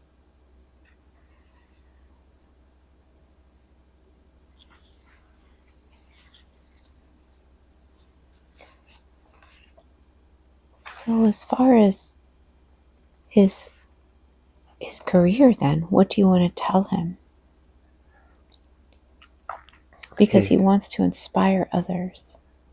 He has been waiting for someone or something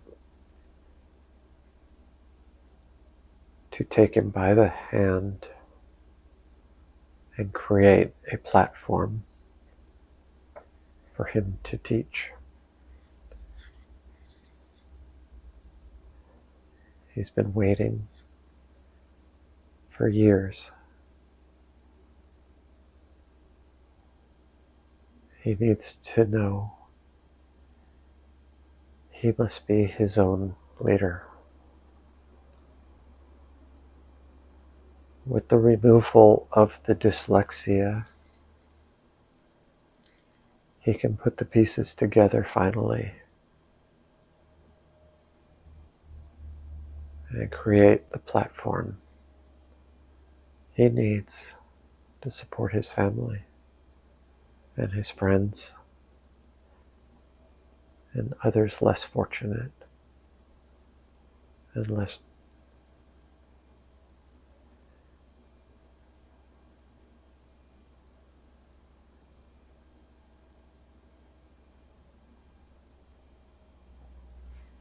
So now that he's aware of this, when do you want him to start building this platform, and how do you want him to go about doing that? We need him to begin when he gets home. His energy has been expelled in different directions because his dyslexia has forced him into building puzzles to solve his problems. With the removal of this dyslexia, he will no longer need these puzzles to complete, because the path is opened. Thank And you. clarity. Was he an artist in other lifetimes? Because can he channel this ancient artistic talent, I guess? The duality creates artists, and it creates non-artists. He has channeled the direction of the artistic vein that we all have. As ancient artists have all done. The non-artists are only non-believers. He has been connected to art all along for thousands of years. And he will continue. But his motivations are now clear. Thank you for that. He has some questions about, well, I wanted to ask a few of these questions. Are mountains ancient architecture, he's wondering? Or are they actually mountains?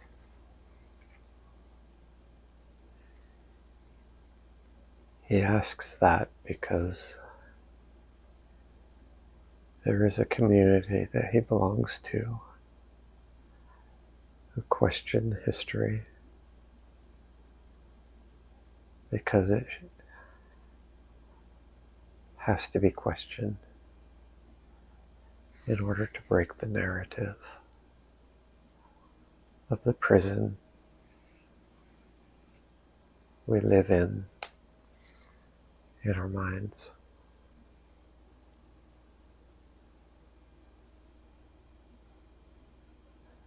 Civilization not long ago,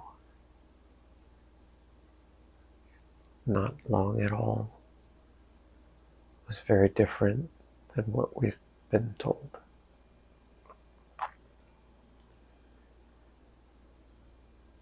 Our history is cultural, and in order to keep a slave state strong, the minds must be molded. The advanced civilizations of the past, the not distant past, were very great. And a great cataclysm turned their buildings into dust that we call hills, that we call mountains.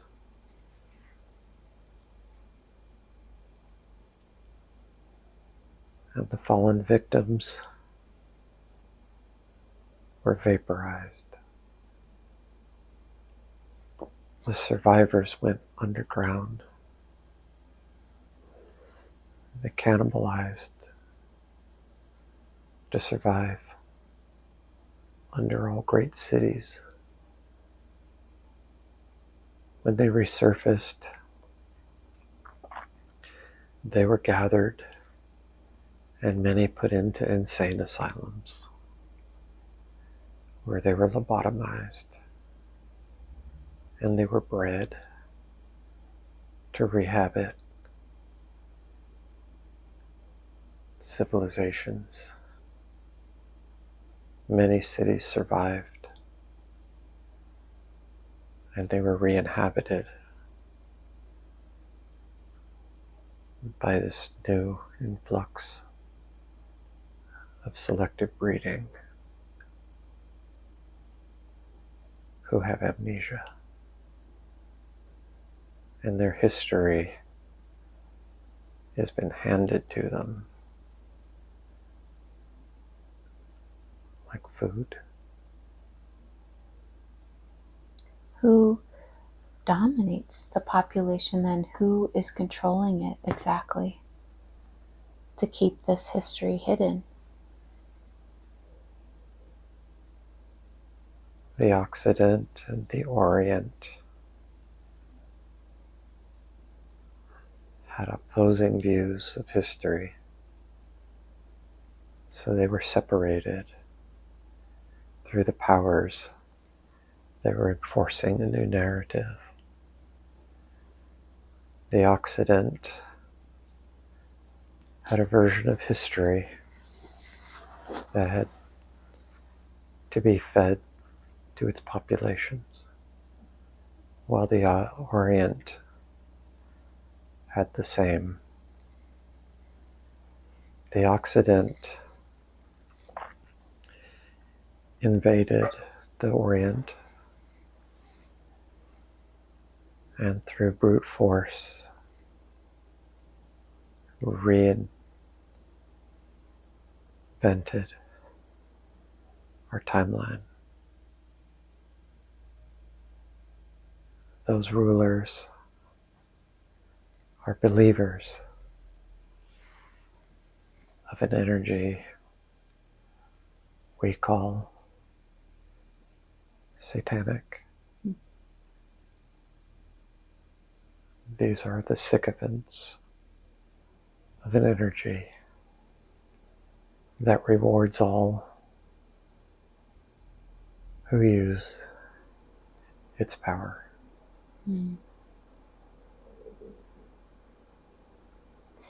I see. Okay. Was there a reset of people and culture in the United States around 1850 or no?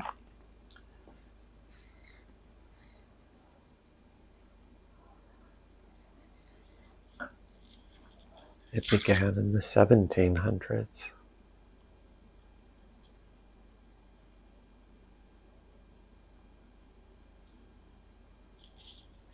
And a series of wars and fires in the United States alone erased memories and erased people.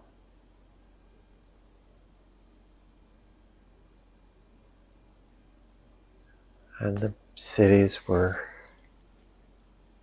founded and repurposed. The architecture, the infrastructure, the technology was already there. Through reverse engineering, we gained a new light on old ideas.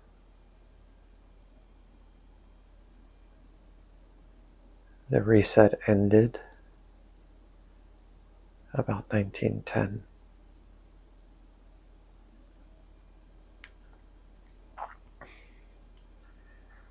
The world wars of the 20th century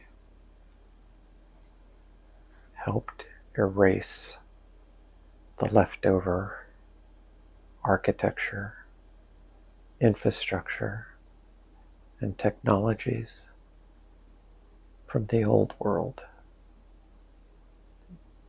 that the modern world is ignorant of.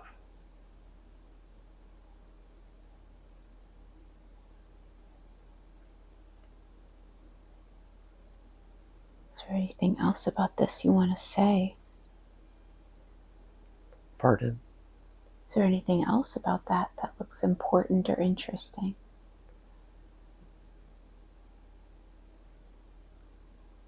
The technology, the history of the old world was healing the buildings, the architecture, the cathedrals, the mega structures were machines that healed.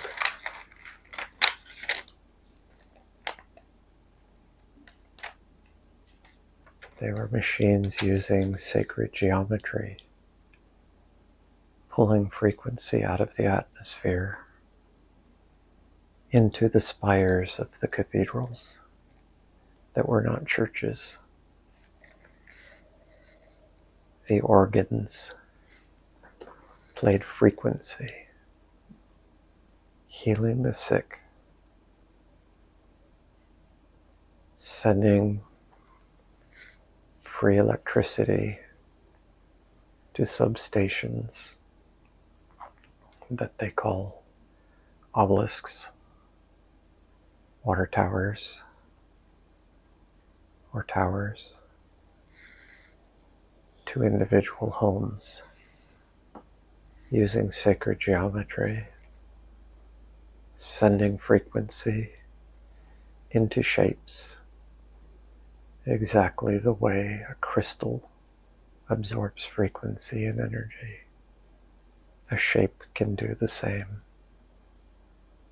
The human body is sacred geometry that fits into the spaces of the architecture. Wow, it's beautiful.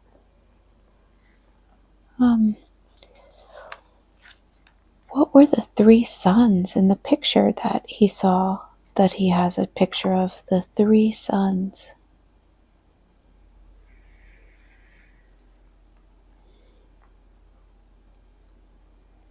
This was a photo of the Nile when his wife spent the night on a boat, and her and her mother, not feeling well,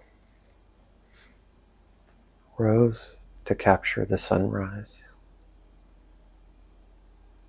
Something they never do. And they got out on the boat and they looked and they saw two suns. And this is a reflection of a time when the sky had two suns. The third orb is the one used for solar eclipse and lunar eclipse. That there are other orbs in the sky. Wow. When was the time when we had these other suns?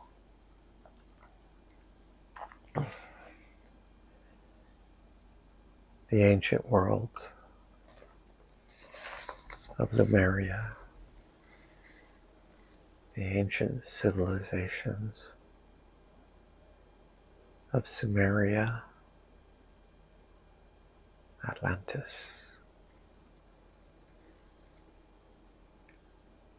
the Assyrian capital,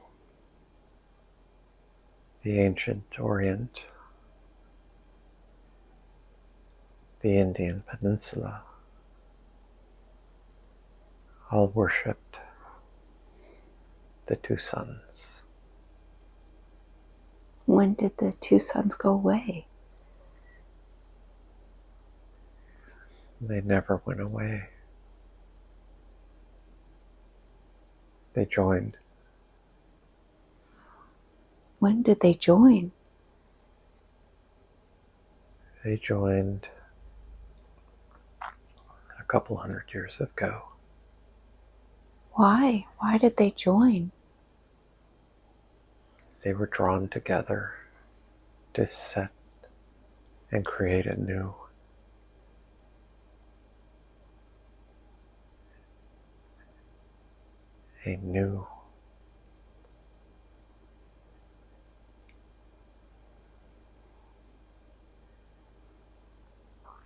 a new age. Mm. And one of their great events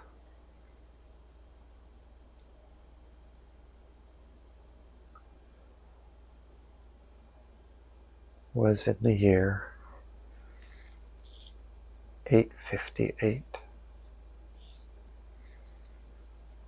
that we call 1858. What happened? The two suns pulsed a shot of plasma onto the earth, melting cities, setting fires, electrocuting those near the great cathedrals and substations and obelisks. Who was behind that? Was that the satanic group, or was this a cleansing? This was a cleansing. This goes back to the creation Mm. and the clock of the firmament.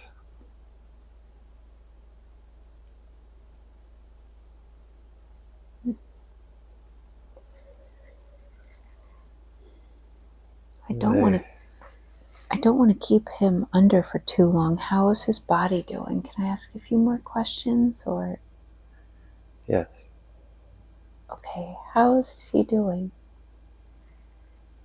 he's comfortable. Okay, good. Okay. I'm going to try to ask some of the important questions first. What is the very root cause of the bump on his nose? Why does he have that? The very root cause. Sugar. Hmm. Sugar intake creates a sustenance throughout the body called plaque.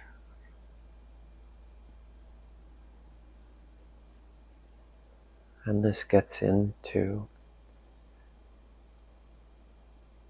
the bloodstream, into cells, and it solidifies them, turning them into rock.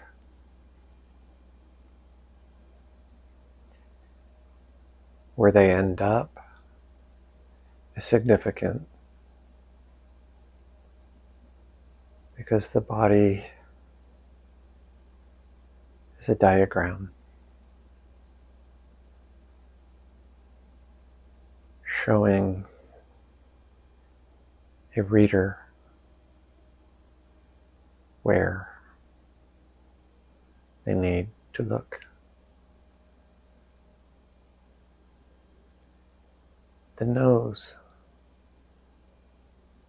is connected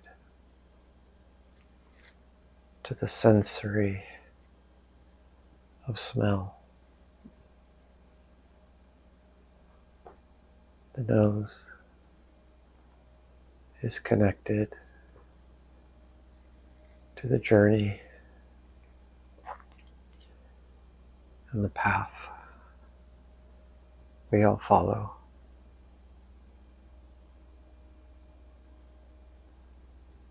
When we touch the nose, we let the body understand their direction is wrong. With these stones.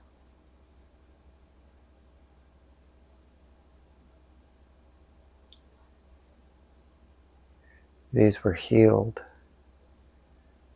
when we revealed to him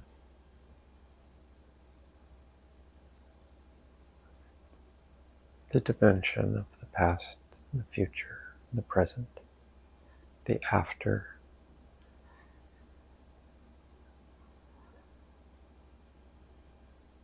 the beginning.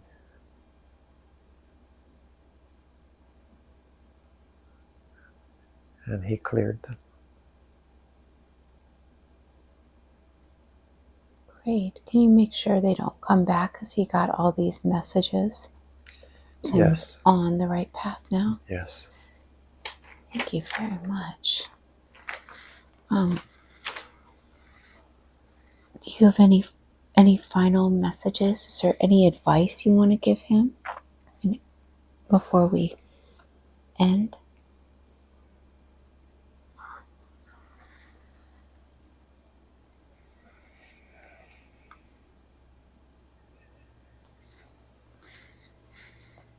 Nourishment is important for not only the body, but the mind and the spirit.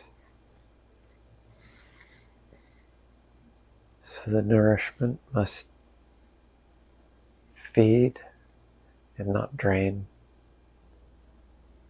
Community is important for healing the group.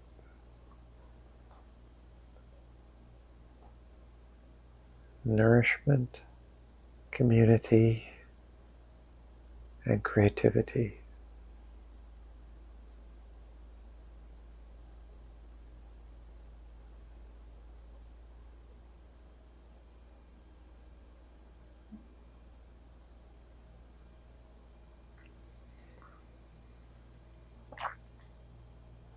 Thank you very much.